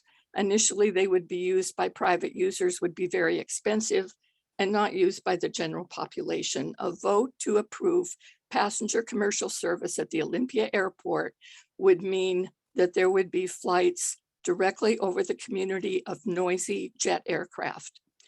If any of you are considering voting for this, I invite you, ask you, think that you should be required to read the public health report that was done around SeaTac Airport regarding the impacts of jet aircraft pollutants, noise, and emissions, including ultrafine particles, on people who live under flight paths. Also want to point out that south. Jan, I'm going to have to, sorry, we're 15 seconds over time. So do you have a closing comment? Please do not vote on this tonight. Give the public a chance to speak about it. Thank you, Jan. Appreciate you coming tonight. Missy?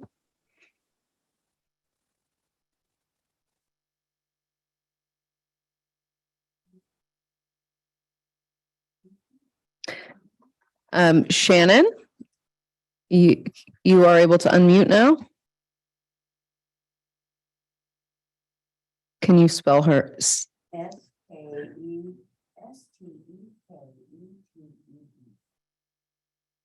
Stakiki? Sorry, Shannon, are you with us? Sorry that we can't pronounce your last name. Okay, any additional comment?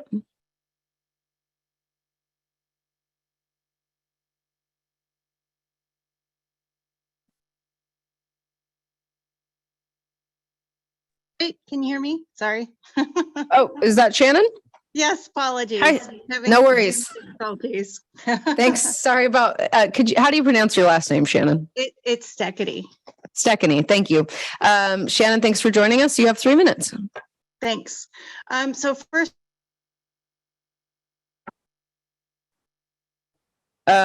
Shannon, are you still there? It looks Many like you're unmuted, but you're cutting out. I'm not sure if you're on a cell phone. I am, yes. Okay, you can try again. We just didn't hear anything. Okay. Apologies. No worries. So I echo the many comments made so far tonight. I also support the motion on the floor to sign a letter opposing the development of a new airport in Thurston County. For my personal story, I'm a single mom raising 2 daughters on 10 acres on Stedman Road.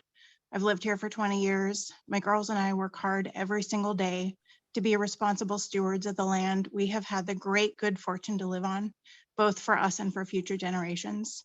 The proposed airport would quite literally ruin our lives and everything we've worked for. So there's that. Another point I want to bring forward is that I have read the 1992 report that predicted the same capacity limits the current CAC is pinning the recommendations on.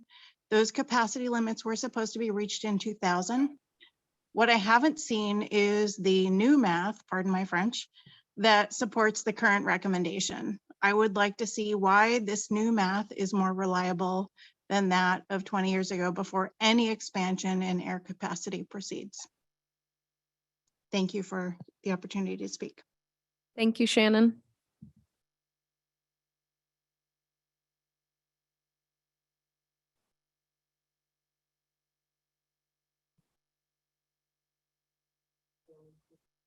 Kyle Taylor Lucas, are you able to unmute?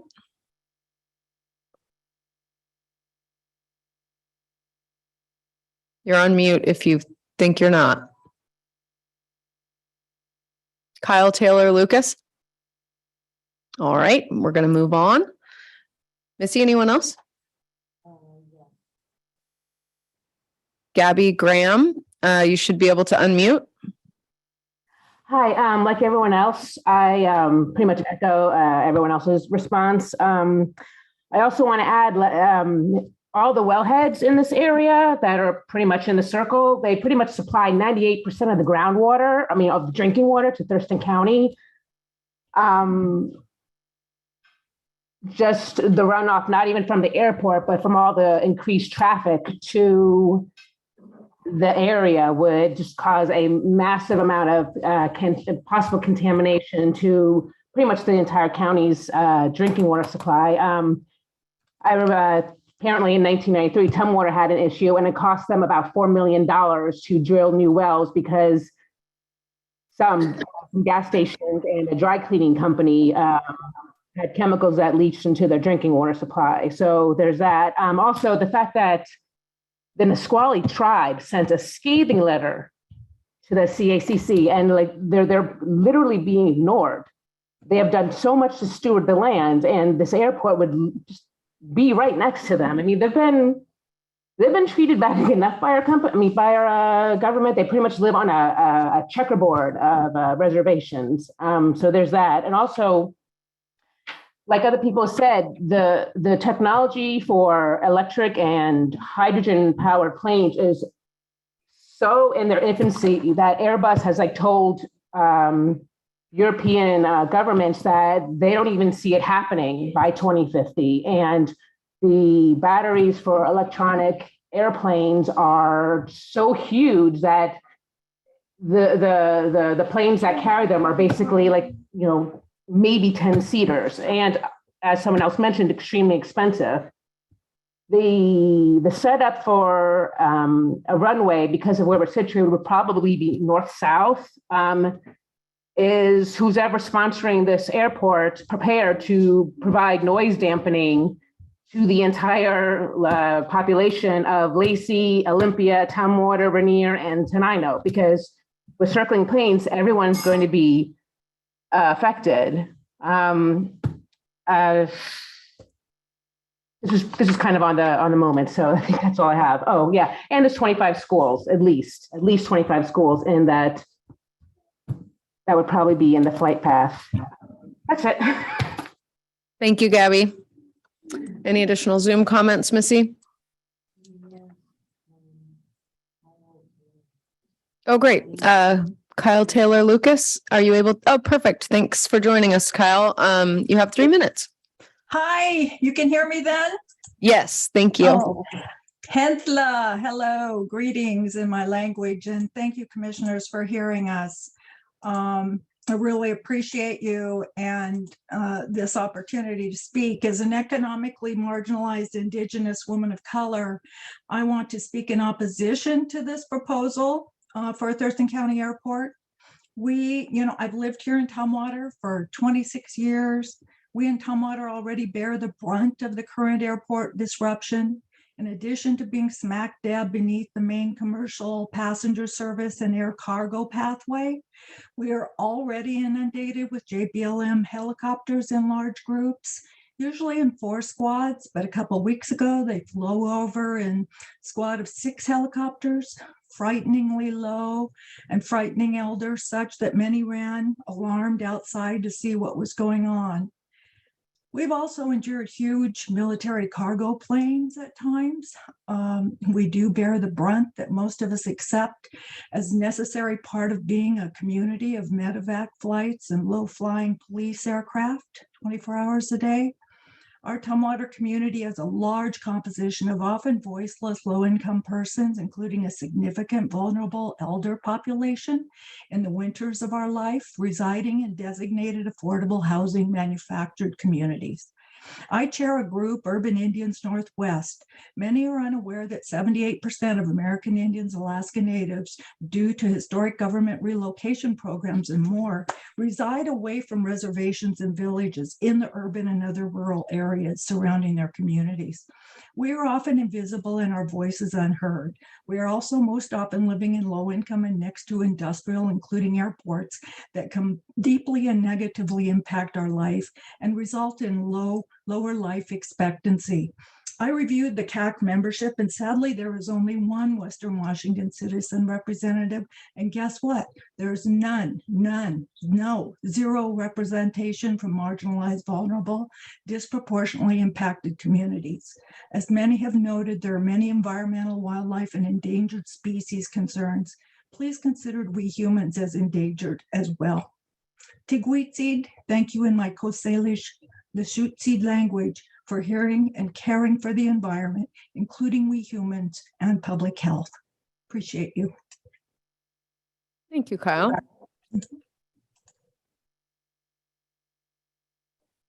Okay, I believe there might have been new sign-ins.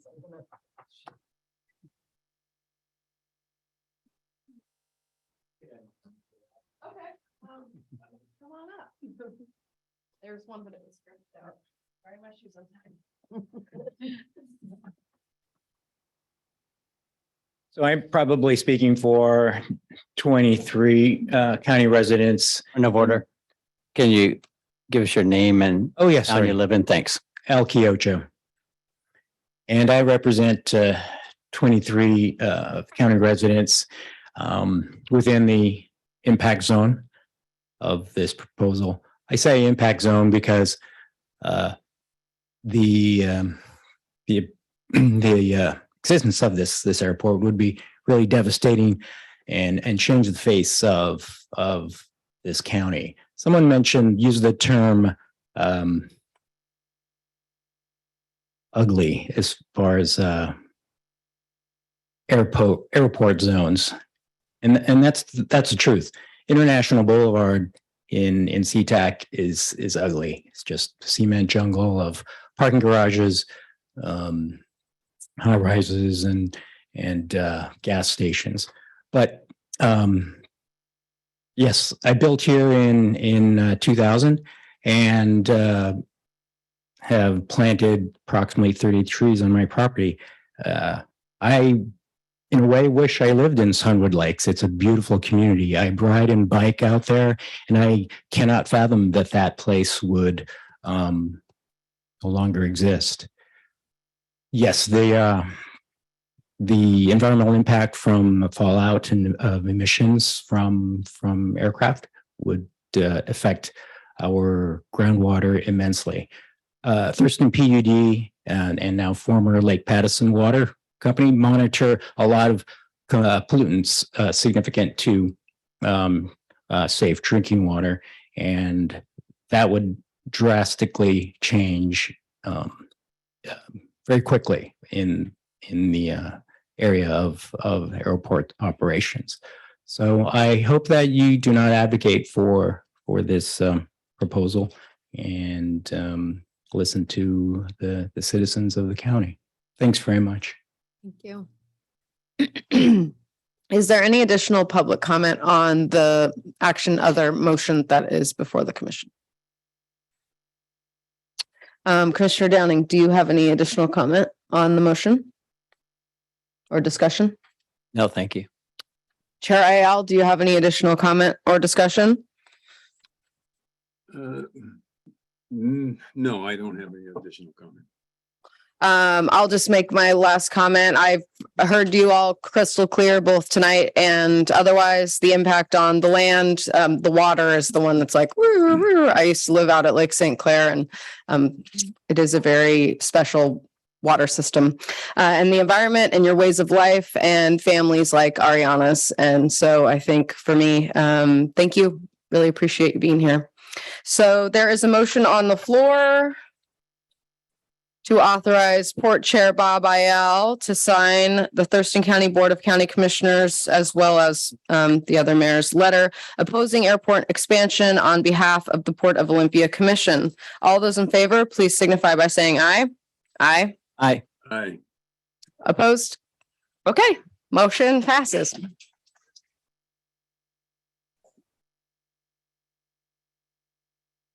And are there any other motions from the commissioners? But I thank you, Chairman Ayel, for supporting revisions to the July 14, 2020 letter regarding this issue and the Port of Olympia Airport issue. And perhaps we can get a head nod that we'd have that on a future agenda, and that, you know, we can reformulate this letter and look to send this to the CAC regarding Port of Olympia Airport. Not, you know, we've covered the issue regarding the CAC's airport expansion ideas. Chair Ayel, would you be interested in continuing to make your motion, or would you be interested in tabling that letter to the CAC? I don't think we should table the letter to the CAC. I think I'm going to go ahead and make my motion. Where it goes, that's wherever it goes is fine. But I've kind of adjusted my motion a little bit, so I'm just going to jump right in there with this. I would like to motion to authorize Port Executive Director Sam Gibney to update the 2020 Port Commission letter to David Fleckenstein, Chair of the CAC, to reflect the current Commission's position opposing the Thurston County site for commercial airport, using input from each of the commissioners. So I added that input part so that if anybody who has anything that you want to add to that letter, we can feel free to add to that letter, and then we can work on it as a group to approve the final draft. One more time, please. I motion to authorize Port Executive Director Sam Gibney to update the 2020 Port Commission letter to David Fleckenstein, Chair of the CAC, to reflect the current Commission's position opposing the Thurston County site for a commercial airport, using input from the commissioners. Excuse me, Commissioner. Yep. I believe that input among the commissioners will have to take place at a public meeting due to OPMA requirements. Oh, good point. Were you able to hear Rick on that, Chair Ayel?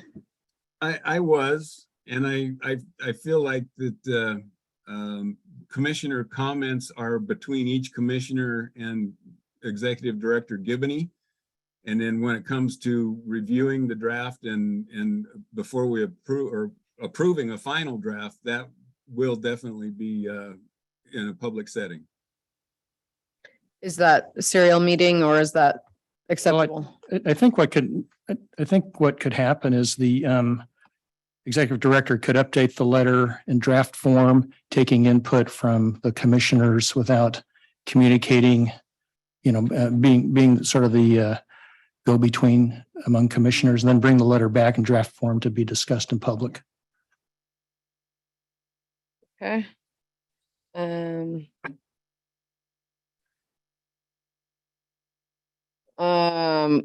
Okay, I think I got it all except the end. Reflect current commission's position opposing the I need a computer. I can't write this fast. To reflect the current commission's position opposing the Thurston County site for a commercial airport, using input from the commissioner. Okay, so there has been a motion to authorize Port Executive Director Sam Givney to update the 2020 letter from the commission to David Fleckenstein, Chair of the CAC, to reflect the current commission's position opposing the current site for a commercial airport using input from the current commissioners. Yes? Is there a second for that motion? I second. Chair Ayal, you brought forth the motion, discussion. I just want to point out that I think that it's good and thank you that we've approved that we will sign on to the Board of County Commissioners letter. But I think this just kind of this is another element to voicing our opinion for the port.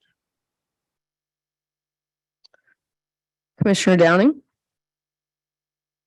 Well, I support this approach, and for us individually to communicate our comments to our executive director, and then for her to bring that letter back to the commission for open discussion. And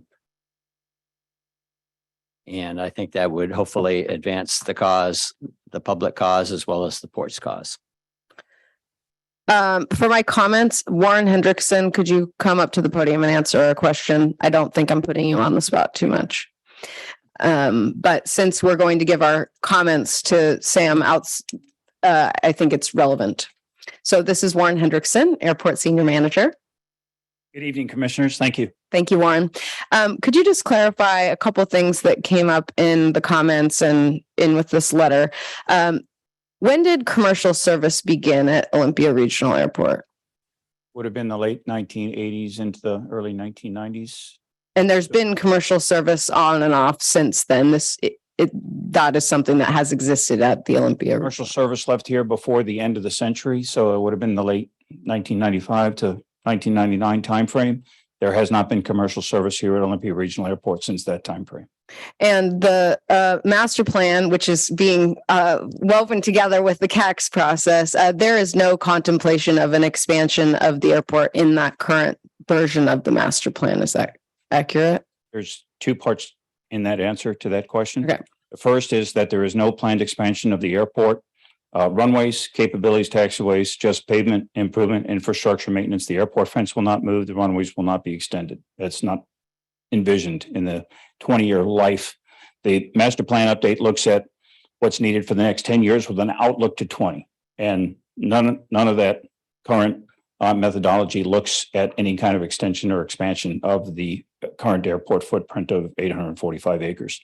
The second portion to that in terms of commercial service is as part of this airport master plan update, we did do a feasibility of regional commercial service. That will not be part of the master plan itself, but will be an appendix to the final document, which will eventually be brought back for adoption or acceptance by the Port Commission, probably in the first quarter of next year. And it does show that there is the possibility for serving well over 200,000 passengers here by 2035. So again, a long ways down the road, but it does show the growth and the possibility that commercial service could be feasible within certain limitations and assumptions. And so if the commission were to take action to say that they supported an expansion of the existing airport, that would have to be done through the master plan, the next iteration, the next master plan process, which you're doing one for the next 10 years, contemplating 20. So in 10 years would be when that would be coming back up for a potential expansion of runways or anything, expanding the fence, anything like that. That is correct, with the caveat being that there is nothing sacred about the time frame in which an airport master plan can be done. Normally, it's an 8 to 10 year time frame, but should conditions change significantly that would dictate that the port has to take another look at it, then that time frame could either be shortened or extended, depending upon the conditions that need to be addressed. Essentially, though, nothing can be done to the airport that is not inclusive to the master plan update, in particular, the airport layout plan, which is the map of the current and future anticipated inventory for the airport. And so if the commission said they supported discussion around an expansion, there would be robust public process as far as the planning at the airport that would allow for public comment on that. market analysis, studies, capability, technology, infrastructure, all the above. Yes, ma'am. Okay. And Warren's only been here a few months, so I appreciate letting me put him on the spot, but I think it's relevant to the letter and some of the points that we've been talking about. So does anyone else have any questions for Warren while he's up here? I think you covered an important question. So thank you for asking that question. And thank you, Warren, for your response. Happy to be a resource. Anytime. Chair Ayal, do you have any questions for Warren? No, I don't. Thanks for your answers to Commissioner Evans Harding's questions, Warren. That was great. I don't know how you became an expert so fast, but you did. So thanks, Warren. Thank you. Yeah, so I guess that would just be, I think that's relevant to us giving our feedback as far as the letter that we're directing Sam to write, is that we want to be mindful of public comment as far as expanding the existing airport, and that there will be robust opportunity for public comment no matter what. So Can I just make one final comment? please. Well, I was a member of the commission and, this letter was approved by the commission on a 2-1 vote. I would just like to keep open the possibility of commercial service at Port of Olympia Airport. I think it's ideally suited because it's right next to I-5. It's on the small side by today's standards, but I just don't want to close the door to commercial service. That's all. That's what I hope to achieve by our discussion tonight. I've talked to a lot of voters in my time, and that's the one thing I actually do get a lot of comments about that. So people would utilize that. You never know. There could be some sort of feeder technology to get you up to SeaTac and get on your big flight and leave your car and just make it a lot easier to go right from Olympia Airport with one of these little electric planes, for example. Yeah, and tying into that, as we continue to try and come up with solutions for meeting the essential services of our communities, these are not things that are to have easy answers. So sometimes thinking outside the box will help us find, hopefully that would find an opportunity so we don't have to build a new airport in a rural area if we can find some flexibility with our existing locations. Any further discussion, Chair Ayal? None from me. Thank you. All right, so there is another motion to authorize Port Executive Director Sam Gibney to update the 2020 letter from the commission to David Fleckenstein, Chair of the CAC, to reflect the current commission's position opposing the Thurston County site for a commercial airport, using input from current commissioners. All those in favor, please signify by saying aye. Aye. All those opposed? Great. Okay. Point of personal preference. Yes. Break time. Yes. So it is 7:34. We will take a 5.5-minute break and come back at 7:40. Thank you.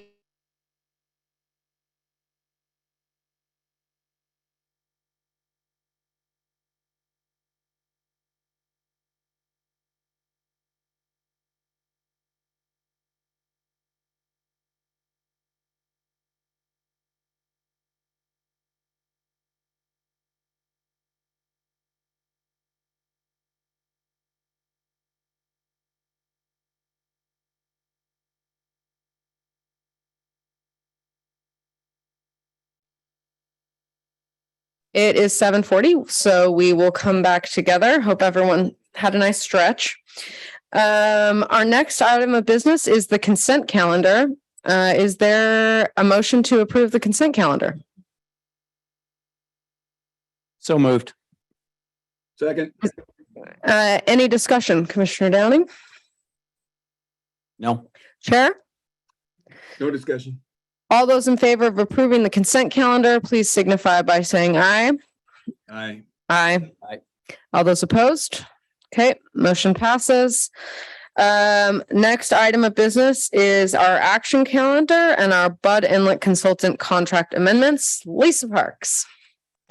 Evening, Commissioners. So we're here tonight to present for your consideration and potential action the consultant contract amendments necessary for the port to complete stage 1A of the Bud Inlet project that we've been talking about for the last several weeks. And so this is we have come to you with several other presentations on these consulting contracts. So I'm happy to answer any questions that you might have on the particulars, but we are reviewing them as a group for you tonight. They will require an individual action in terms of approving any contract amendment. And I've prepared some suggested motions for you for your consideration as we move through the presentation tonight.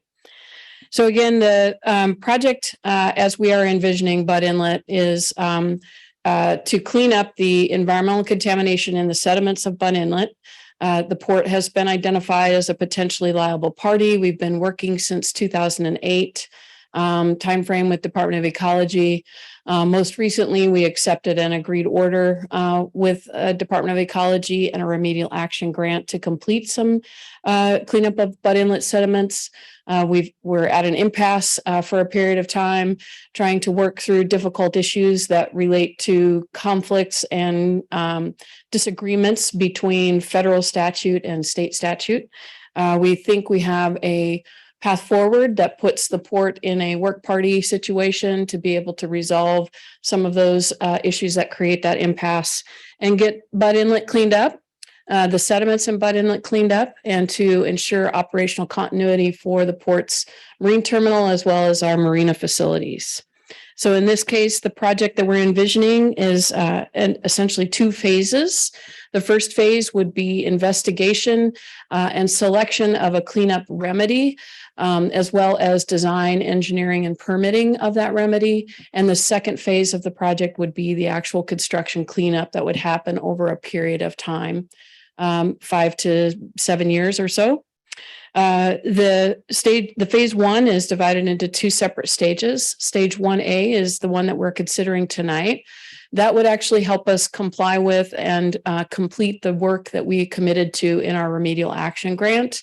And it's primarily focused on continuing the analysis that has begun and the investigation that has begun to help identify what is the best remedy for cleaning up the sediments of Bud Inlet. Once a decision and that remedy were reached and a selected remedy was made and agreed to by both the port as well as the Department of Ecology, we would move into stage 1B, which would be the design, engineering, and permitting. The timing on this would be, we anticipate, given and assuming an approval of these consultant agreements, we would assume that stage 1A would be completed by June 30th of 2023.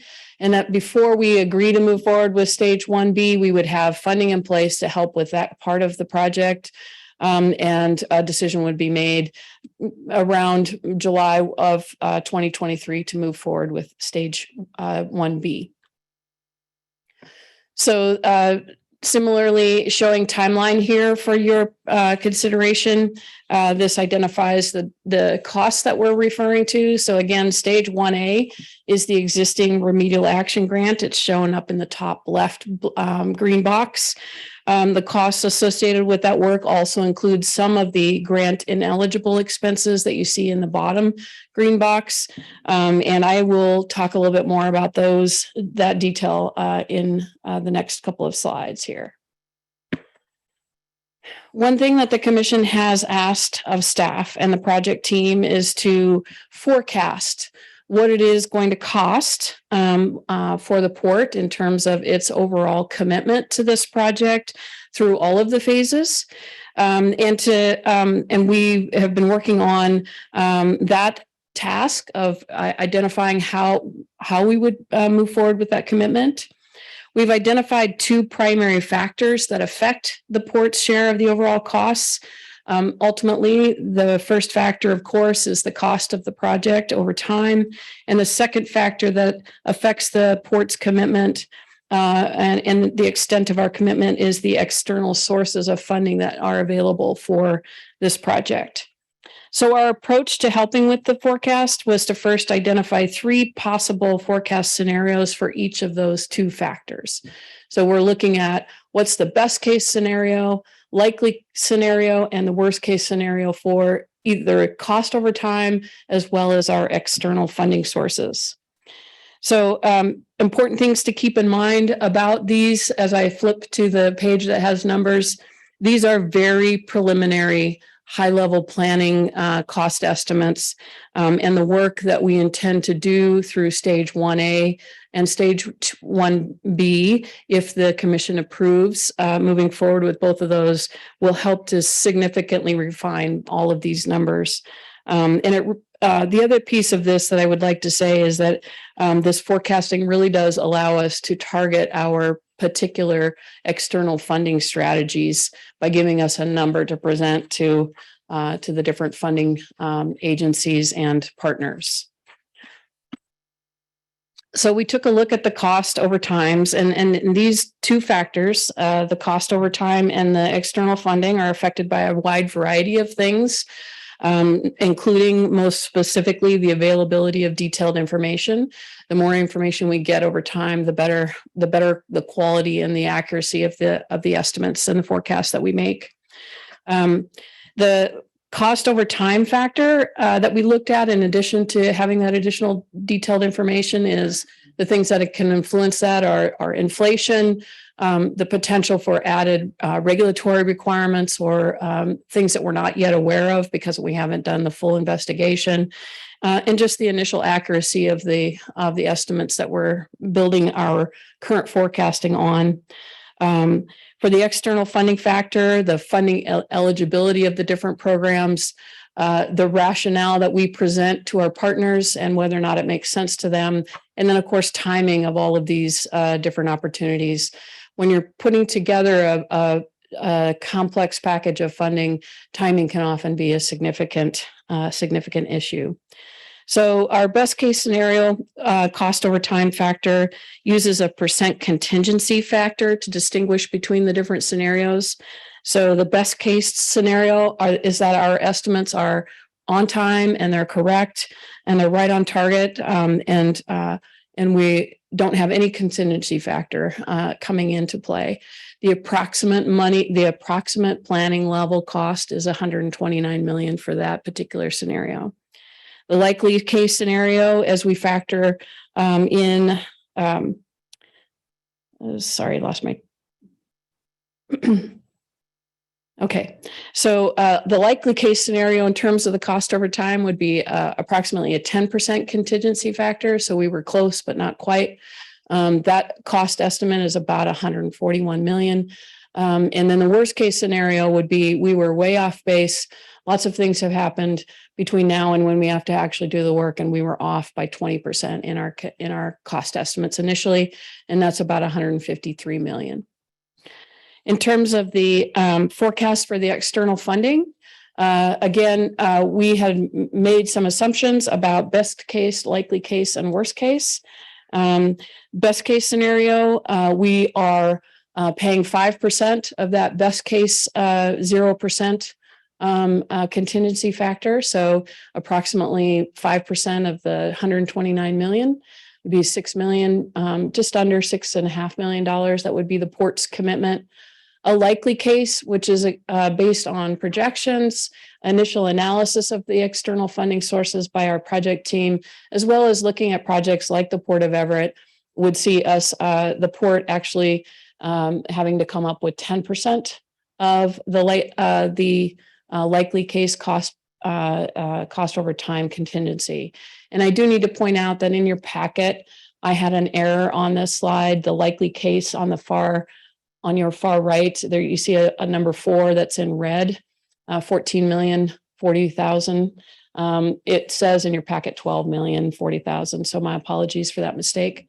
And then the worst case scenario would be that the port's share of this overall project of the worst case scenario cost over time is 40%, which is just shy of $62 million.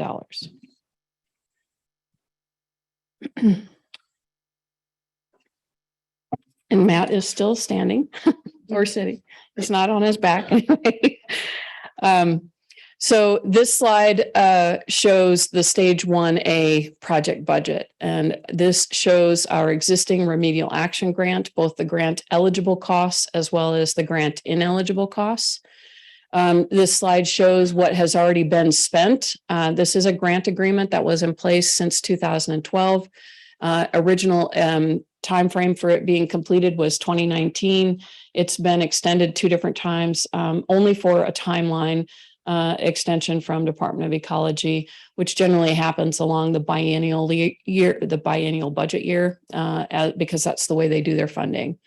So the actual costs expended show up here in both of those 2 subcategories, as well as our projected costs, assuming we move forward with these consultant agreements and the scopes of work associated with that to complete the remedial action investigation and to come up with a selected remedy for the cleanup costs.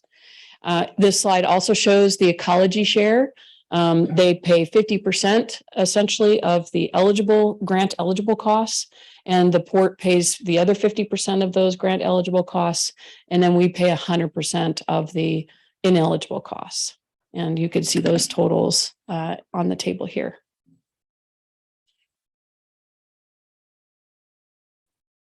So staff is recommending that the commission approve these 5 consultant agreement amendments.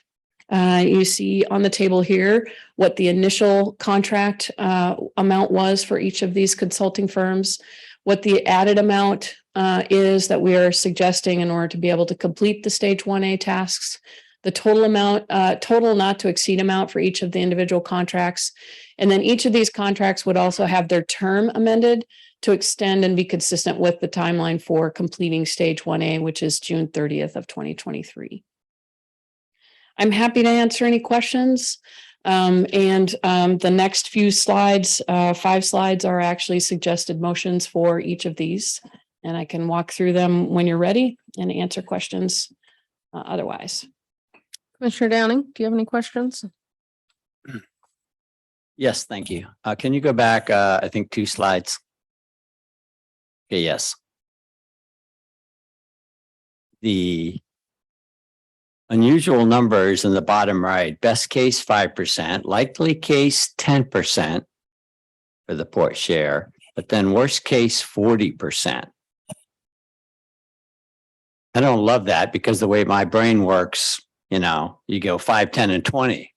You wouldn't go likely case 10% and then worst case 4 times that amount. So can you explain your thinking in putting that slide together? Sure. So the worst case scenario essentially for the cost, the port's share of costs is based on an assumption that we would get a remedial action grant from Department of Ecology, and that would cover 50%, but that we would be less successful in finding insurance recovery dollars, other potentially liable party dollars and or other contributions, and that the port would be left with paying a 60%, 50% plus only getting 10% from these other sources. And that's generally where we came up with that. And you plan to have that refined during 1A and 1B, what the percentage would be prior to undertaking the construction phase, correct? Yes. And quite frankly, I would assume that if we came to you with a worst case scenario under this and asked you to spend $61 million, you would tell us to go back to the drawing board. And we would do that. Well, thanks. Yes, I would say that. Yes, I would say that because, you know, I mean, my experience is this port cannot afford, it's not going to find $61 million. That's correct. So that, you know, that would be definitely a deal breaker. And I think, you know, again, I kind of stumbled over a little bit, but having these forecasts and being able to show funding agencies and potential partners what it is we need to do this work that brings so much benefit to so many people really gives us something to target. It gives us something to shoot for, and it helps the legislature. It helps partners understand the level of need that we're talking about. This is a complex project. Anytime you're trying to work in the muck and keep it from going all over the place is very expensive. And so we would hope that having these numbers really gets us to at least the likely case scenario and not much more. Okay, thank you. Chair Ayal? Yeah, I don't really have a question. I don't think, we've been over this several times, and I just want to say I really appreciate Lisa, you and the staff that you've taken the hard questions from the commission, and you've gone back and you built on your presentation here and come back with bigger and better information each and every time, and that really does help me to make an objective decision. So thank you for that. Thank you, Commissioner. Yeah, I would just echo that. I think you've been very responsive to our questions, so I appreciate that. The only other thing I would say, just with my fellow commissioners here, is when we go into our retreat and financial planning at the beginning of next year, just talking about obviously we want our executive director to have autonomy to enter into contracts, entering into $300,000 worth of consulting contracts that then have turned into 3 million, just some mechanism of having buy-in along the way. I know I was a new commissioner this year, and so maybe I just missed the commission being brought along, but it seemed like we came in later in the process. So just figuring out the best way to do that so that our executive director has flexibility and autonomy, but so that we're keeping an eye on the budget, given that that's one of our only tasks. So and I have some additional comments. If there is a motion, is there a motion? Move to authorize the executive director to sign a contract amendment with Dalton Olmsted and Fugelband to continue work on stage 1A of the Bud Inlet Remediation Project, extending the term of the agreement through June 30th, 2023, and adding $2,286,381 for a total not to exceed amount of $2,385,881. It has been moved to authorize the executive director to sign a contract amendment with Dalton Olmsted and Fugelband to continue work on stage 1A of the Bud Inlet Remediation Project, extending the term of the agreement through June 30th, 2023, and adding $2,286,381 for a total not to exceed amount of $2,385,881. Is there a second? I second. And Commissioner Downing, since you brought the motion, any discussion? I'm addressing these comments to the public and the folks on Zoom and anybody who may watch the recording of this meeting. But so we're being brought along on this project step by step, and this is a big step because we're about to spend 2.3 million, really 3 million by the time we get done with tonight. Really about 3 million. Half of that probably expect to get reimbursed from ecology, but really it's just the beginning of a major cleanup of Bud Inlet. And I just want to say that it's not easy making big money decisions, and it's going to be easier. Well, legal counsel will stop me if I overstep. It's going to be easier if we're a 5-person commission because we give more thought to these kinds of issues. And this is just an example of the kind of money and the kind of decisions we have to make compared to the really incidental cost of having 2 extra commissioners. So I want to put that plug in there because the vote is coming up. I urge everyone to vote your conscience and vote. Definitely. There's so much at stake. So thank you for that. Chair Ayal? I have no further comment. I just I've had a lot of questions on this issue, and like I said, I think the staff has been very responsive. I think that the agreed order that we're under with Department of Ecology and the remedial action grant that we have taken, we need to honor those obligations and move forward with this project. I would like to see streamlining regarding future engineering and funding so that maintenance dredging is something that is mitigated for us as well as our impacted neighbors.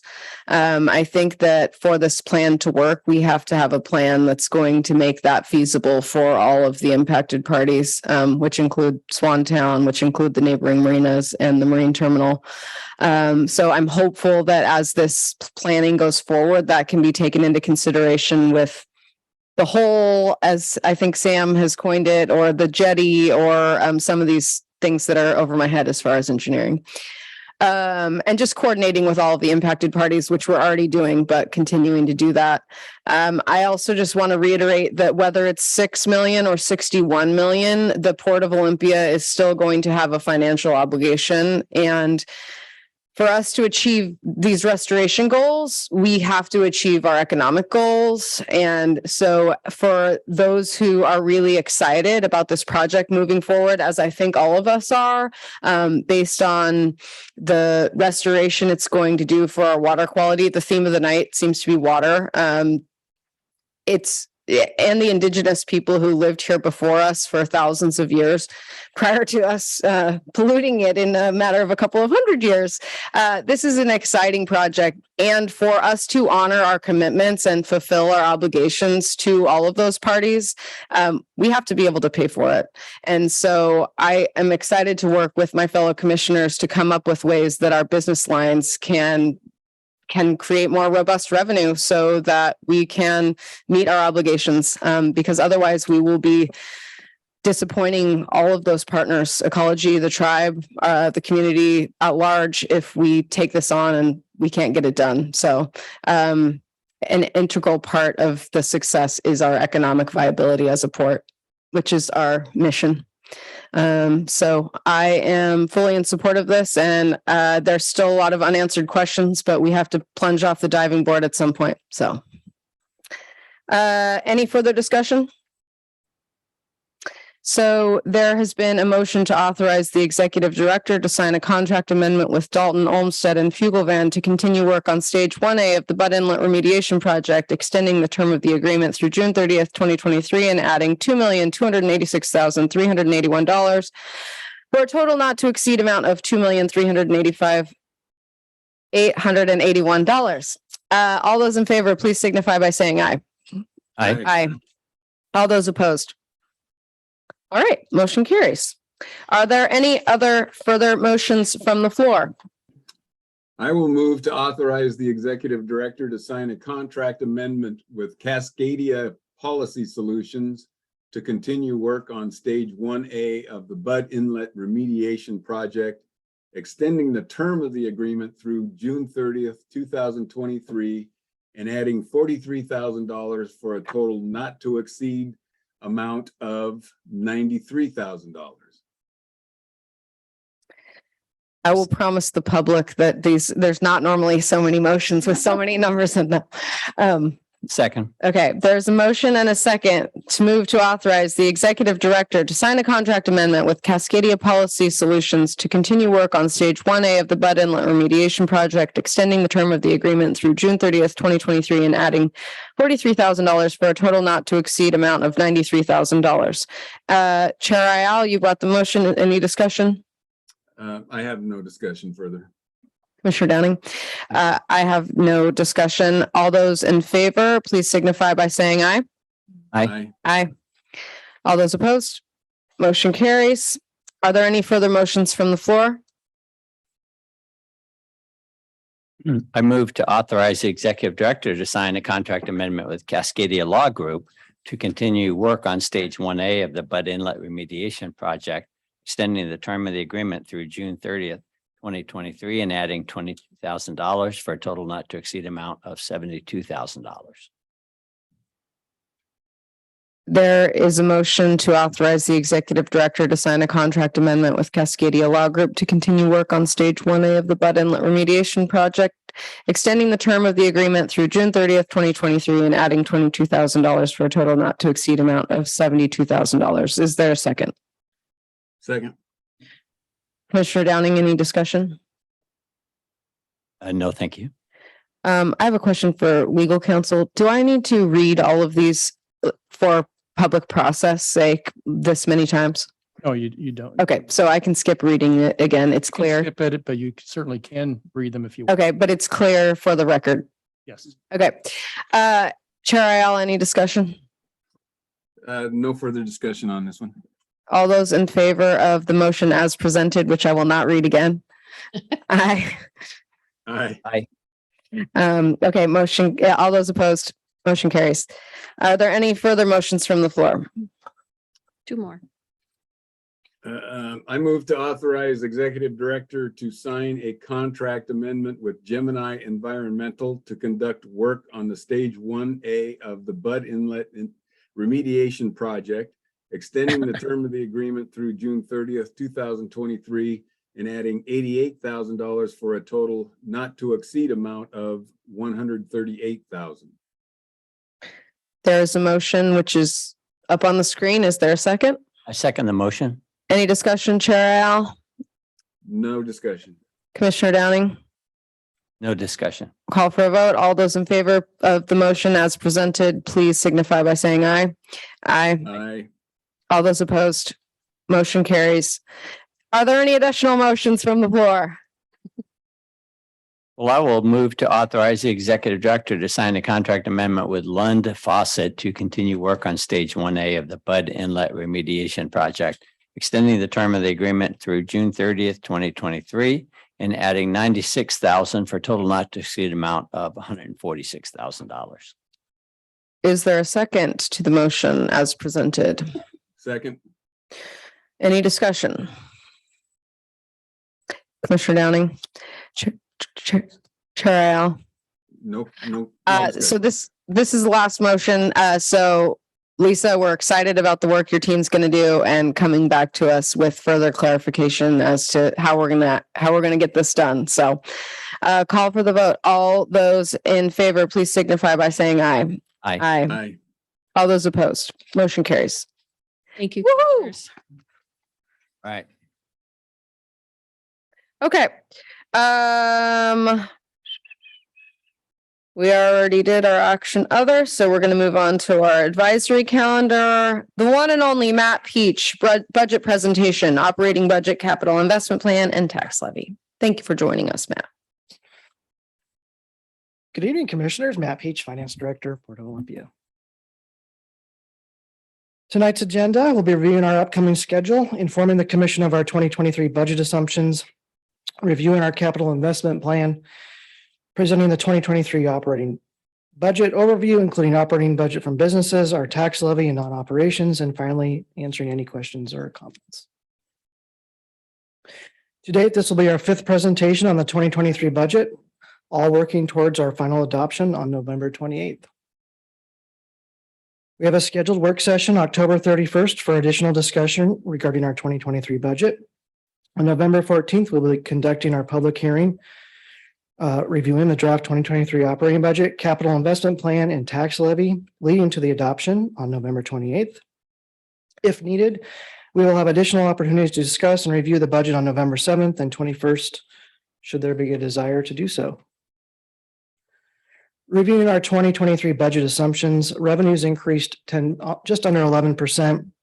Our gross operating income after our latest changes results in a decrease of 15.6% from the 2022 budget. And we have budgeted a 7% salary adjustment, which we have combined adjustments for cost of living and potential retention incentive. Our draft budget presented includes resources to implement our annual action plan, focusing on our strategic plan, improving our workforce culture, preparing for a potential increase in the number of commissioners, updating financial measures, Bud Inlet cleanup and collaboration, destination waterfront, and launching a refreshed communication strategy. Highlighting a few of our capital investment plan items, resources have been budgeted for the runway 826 reconstruction design. At the marine terminal, we have budgeted resources towards a berth 1 assessment, review of a maintenance facility, and paving. At Swantown, we have resources budgeted towards electrical work, a stormwater treatment system, and a marine center building design. We've also slated replacement roof at CBC and continued work on our cybersecurity infrastructure. Our capital budget is $2.7 million, of which 2 million is paid via port funds and the remaining 574,000 will be paid via grant revenue.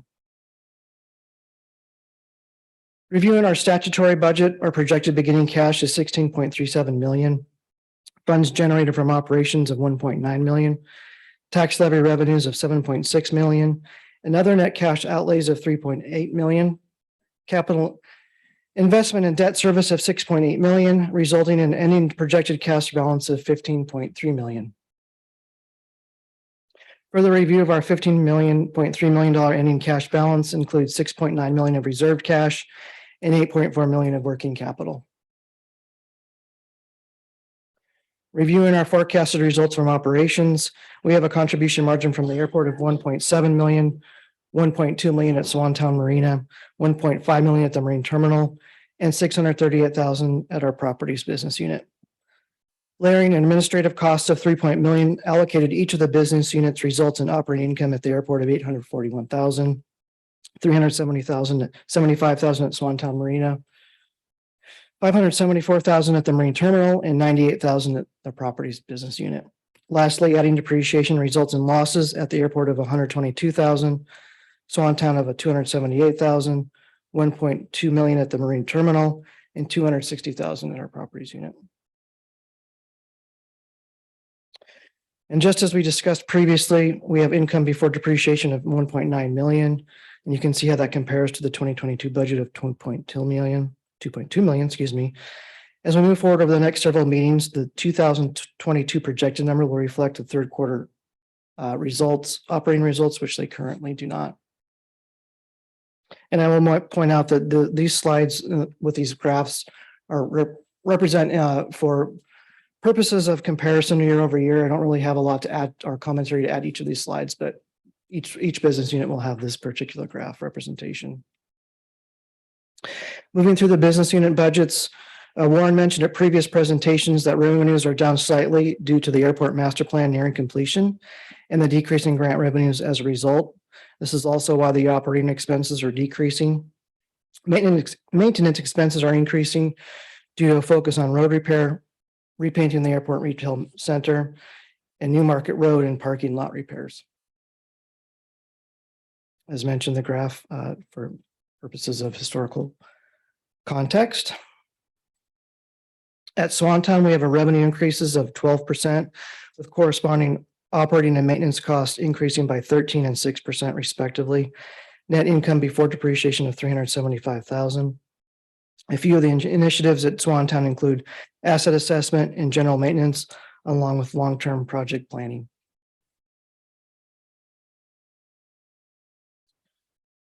At the marine terminal, now combined with stormwater treatment facility, we are projecting revenue increases of 21% and increases in operating and maintenance expenses of 14% and 44% respectively. The increase in maintenance costs reflect additional work and cost to equipment and infrastructure. Stormwater maintenance cost to the stormwater treatment plant increased 56% from 80,000 to 125,000. In repairs and maintenance of the terminal, we saw an increased investment in repairs to the warehouse A, pavement, the crane, and other property. Can I ask a question in this, Jermaine? That it'd be better to ask it right now. Sure. Thanks. Those increases on the right, is that increase over budget? Yeah, budget in mind. The 22 budget for 2022 2022 versus 23. Thank you. Correct. At the real estate and business development properties unit, we have revenue increases of 3%, which are generally a reflection of built-in lease adjustments and escalators on leases as part of those agreements. Operating and maintenance costs decrease slightly, but are largely flat year over year. Reviewing our general and administrative costs of 3.2 million, 59% of which are salaries and benefits, 20% are professional services for things like legal fees, audit fees, workplace culture, and communications consulting. The remaining 20% cover our lease costs, utilities, training, licensing, and supplies costs. G&A costs are distributed over the various business units as follows: 26% to each at the airport and Swantown Marina. The marine terminal is allocated 28%. The properties division is allocated 17%, and the remaining 3% is allocated to our environmental budget. Reviewing our tax levy, a few changes from our last presentation. I've included $8,000 as administrative refund costs, $255,000 of bank capacity, in addition to the 1% in new construction as previously presented. The total tax levy is $7.594 million. Review of our tax levy uses, which we've seen previously, principal and debt of $4.6 million. Our environmental costs include stage 1A of Bud Inlet remediation project, and our community events budget increased $56,000 as previously discussed at our last meeting. Reviewing our full-time employee costs year over year, numbers, we have added the equivalent of one full-time employee in the 2023 budget, and you can see how these break out.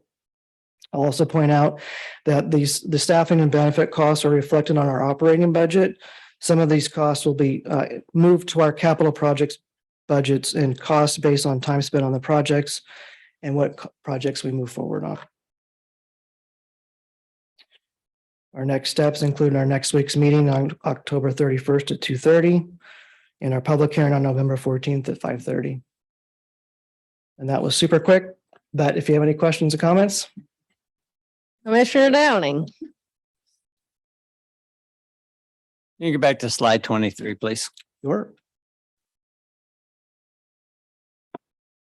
So, Matt, the bank capacity. So how and why did you decide to put the bank capacity, include that? Because it wasn't on there earlier, you're saying? It was not on there earlier, no. Oh. And I'm looking for feedback from the commission on whether to I leave it. see. Well, okay. Well, we haven't crossed that bridge yet, but I was just curious as, if you had a special reason for putting it on there. So we haven't crossed that bridge yet, so. Right. But I did include it for presentation purposes for this particular budget. Hoping for further discussion maybe next week regarding whether or not we keep it in or not. But this was as a result of my last calculation provided by the county. And the only other thing, can I ask questions about the capital investment plan now? Sure. Just mention a couple of things. I'll just mention a couple of things because I think that a week from now, we're going to have a work session on the budget. So we'll get into more detail. Okay. I'm a little ambivalent about the runway improvement at the airport. It's a big number. And you mentioned the FAA does not think we need it. So they're not going to pitch in money to have a cross runway airport. That airport is 80 years old. And I appreciate that you're shortening it, making it a little shorter and a little narrower to help keep the cost down, but it's still year after next is still 5.5 million at the moment. So that's a big ask. And I just wonder, I'd love to see just next week a little more justification why we really need that, like compared to other airports and what have you. And then on the port-wide piling replacement assessment, 85,000. And I would just ask the question, when are we going to start thinking about doing something about all the pilings on berth 4 that need to come out? So I'd love to have a short discussion about that. And then on the, I was a little confused on the Billy Frank Jr. trail signs and kiosk project. It says 80,000. But I think that 80,000 take away what the Squaxin tribe is pitching in for 45,000 and this other grant for 10,000. So I just want to know if that was correct interpretation. So the port cost is 25,000 instead of 80. So. Okay. That's it. Thank you. Perfect. Chair Ayal. Yeah, a couple quick comment or questions, I guess, on slide 5. I don't want to dig too deep. Like Commissioner Downing said, we're going to be talking about this on Monday. So I think we can take a deep dive there. But just curious how we overall revenues, you're projecting an increase of 10.7%. Can you kind of tell us what that's based on? It's based primarily on fee increases in each of the business units, rate and fees primarily. So it is operational revenue increasing, you think?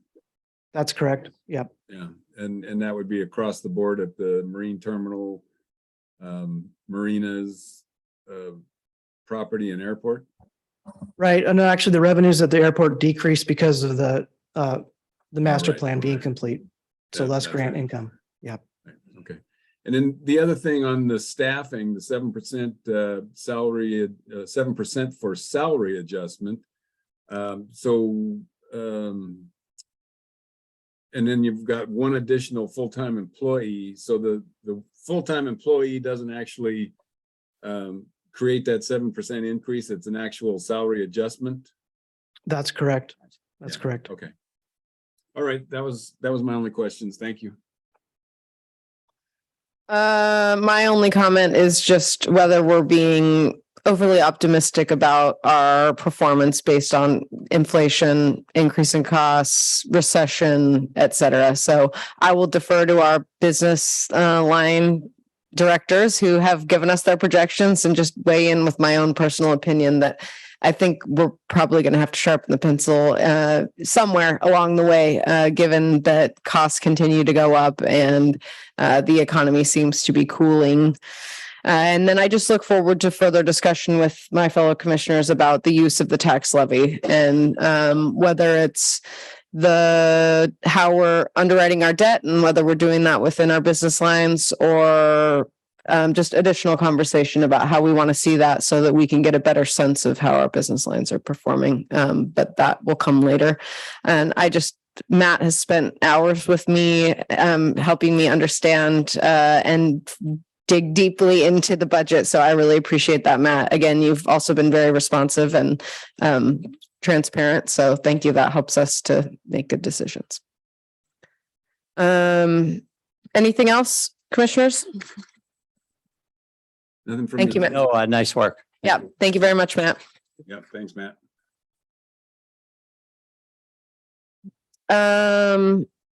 Is there any public comment on advisory items? Okay.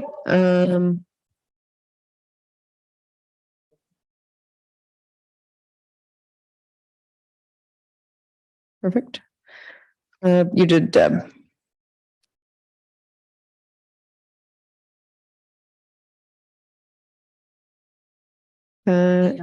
That's Andrew, I think. Oh, okay.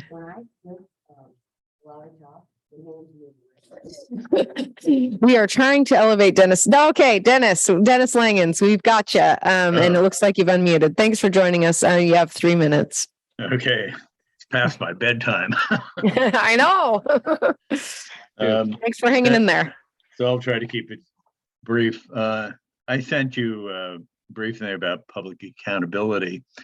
And I think there is the issue that the property tax with the projected 7.6 will be about a 50% increase over 2017.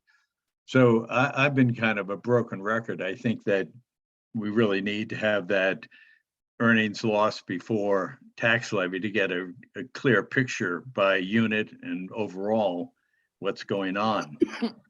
I think the real difficulty that you as a commission and the current management has is that the use of general obligation bonds for revenue items was probably a pretty bad practice.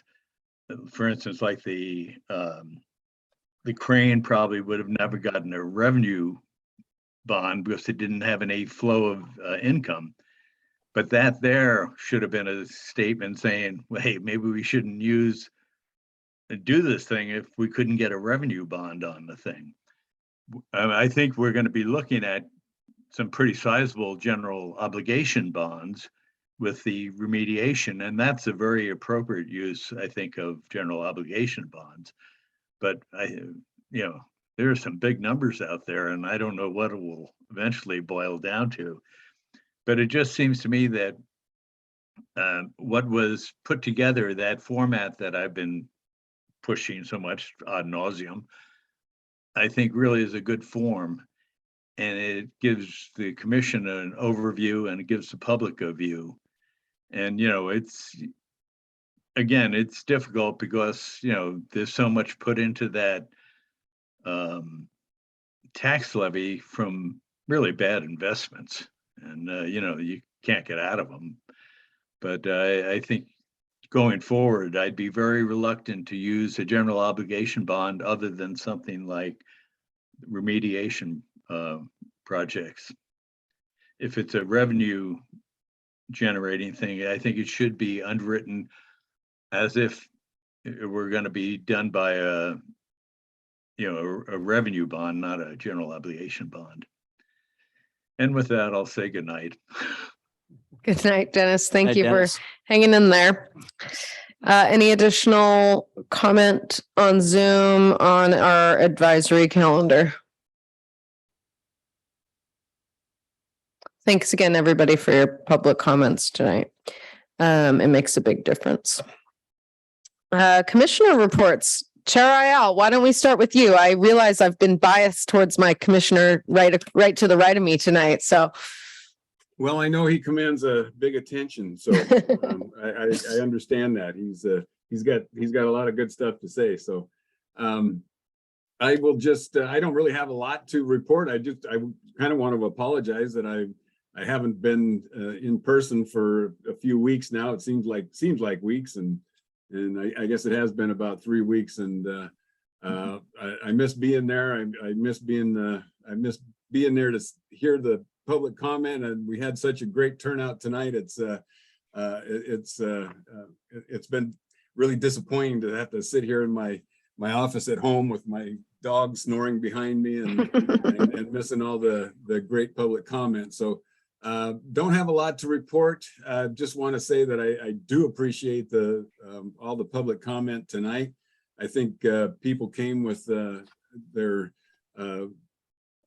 with their heartfelt comments. They were respectful, and they made very good points. And I think tonight was very productive, and hopefully they feel very productive for them. So that's really all I have to say. I think I should be back next Monday, though. I'll be there in person. So thank you, Chair.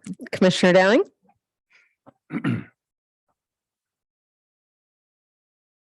Let's see, this past last week the EDC had a retreat. It was like a 5-hour retreat, and it was Doug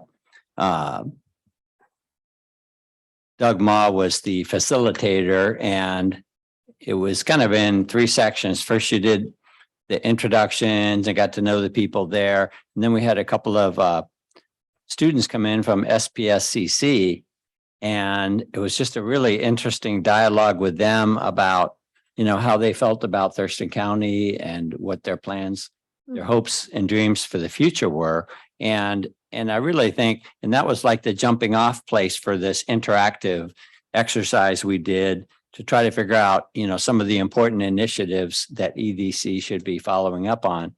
And one of my big takeaways was that, really, I thought that, we're on these subcommittees because we expect to get something out of them, but we don't always get something out of them directly for the port, but rather for the community. So we're there for the community, like the EDC.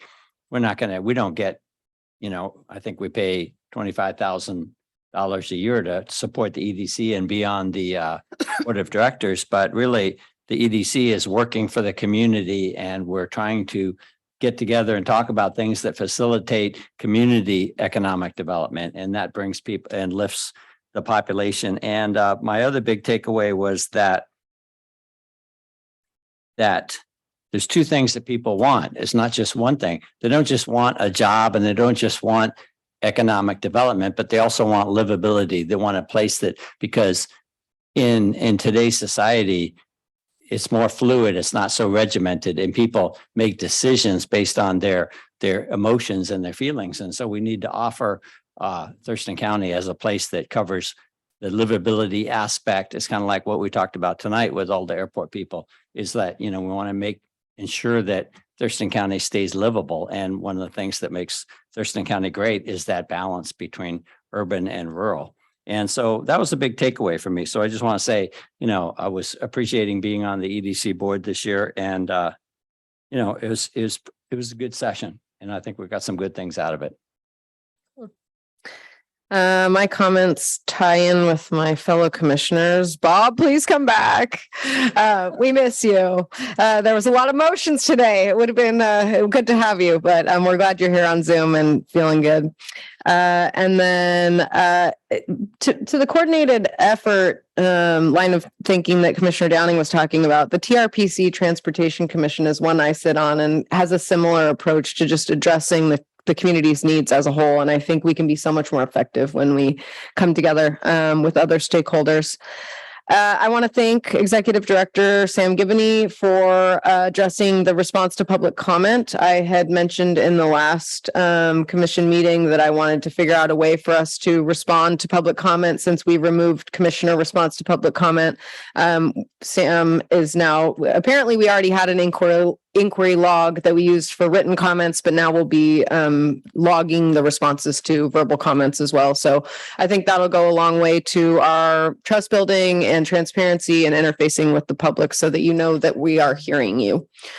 I appreciated. I also sit on the Lacey Makerspace committee. It's not the executive board, but I represent the port there, and it was nice to have representation there. Our current iteration of our budget does not include funding the Lacey Makerspace, as we have done for the last number of years. I just wanted to bring that to the attention of my fellow commissioners.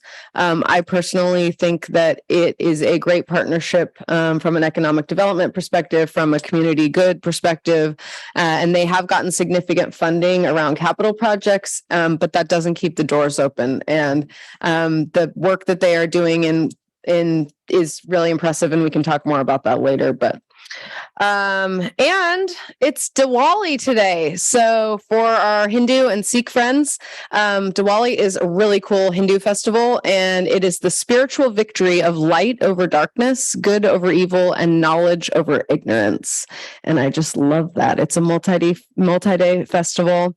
And I find it inspiring. And so today's Amy quote of the day: there are two ways of spreading light, to be the candle or the mirror that reflects it.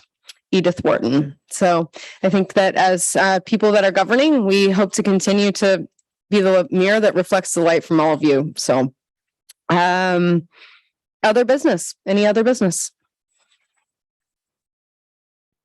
I do, please. Commissioner Evans Harding, have you made any progress on our holiday dinner? I have not heard from Chair Ayal or Executive Director Givney whether there has been progress. I can report that we have had a discussion and we will be making plans. Okay. That's good. Great. And also, this one's a little bit more business. And I'm directing my comments to Chairman Ayal. I mean, I'm requesting an executive session to consider, and this is right from the OPMA. So for the public's sake, the Open Public Meetings Act governs just about everything that happens in governing bodies in the state of Washington. And there are a couple of exceptions for open discussion, and they include executive sessions, performance of an employee, legal issue, or in the area of real estate, specifically to consider the selection of a site or the acquisition of real estate by lease or purchase when public knowledge regarding such consideration would cause a likelihood of increased price. So obviously, you want to talk about the factors involved in perhaps making an offer on a piece of property or a building. And obviously, that can't be done in public. So anyway, so with that, Commissioner Ayala, I'm requesting a executive session on this topic whenever you and the executive director can schedule it. Thanks. All right, thank you. Any other business? No, none from me. Okay. Meeting announcements. So As has been mentioned, we have added an additional work session next Monday, October 31st, here at 2:30. Hopefully the commission will be prepared. I think you will, to bring your questions and continue to pepper Matt with them. We have then our work session on November 7th at 2:30 PM, and then our next regular commission meeting on November 14th. How long is that October 31st anticipated to be? We're planning an hour and a half. Okay. Okay. Anything else? Well, so along those lines of that October 31st meeting, so we did have a work session that time-wise got a little long. And so are we gonna stick to the hour and a half, or? Let's do it. There's one topic for this, and that is the budget. Thank you. I will be coming in costume. It is Halloween. Excellent. Okay, it is 8:36. This meeting is now adjourned. Thank you. Thank you, Ellen. Woo!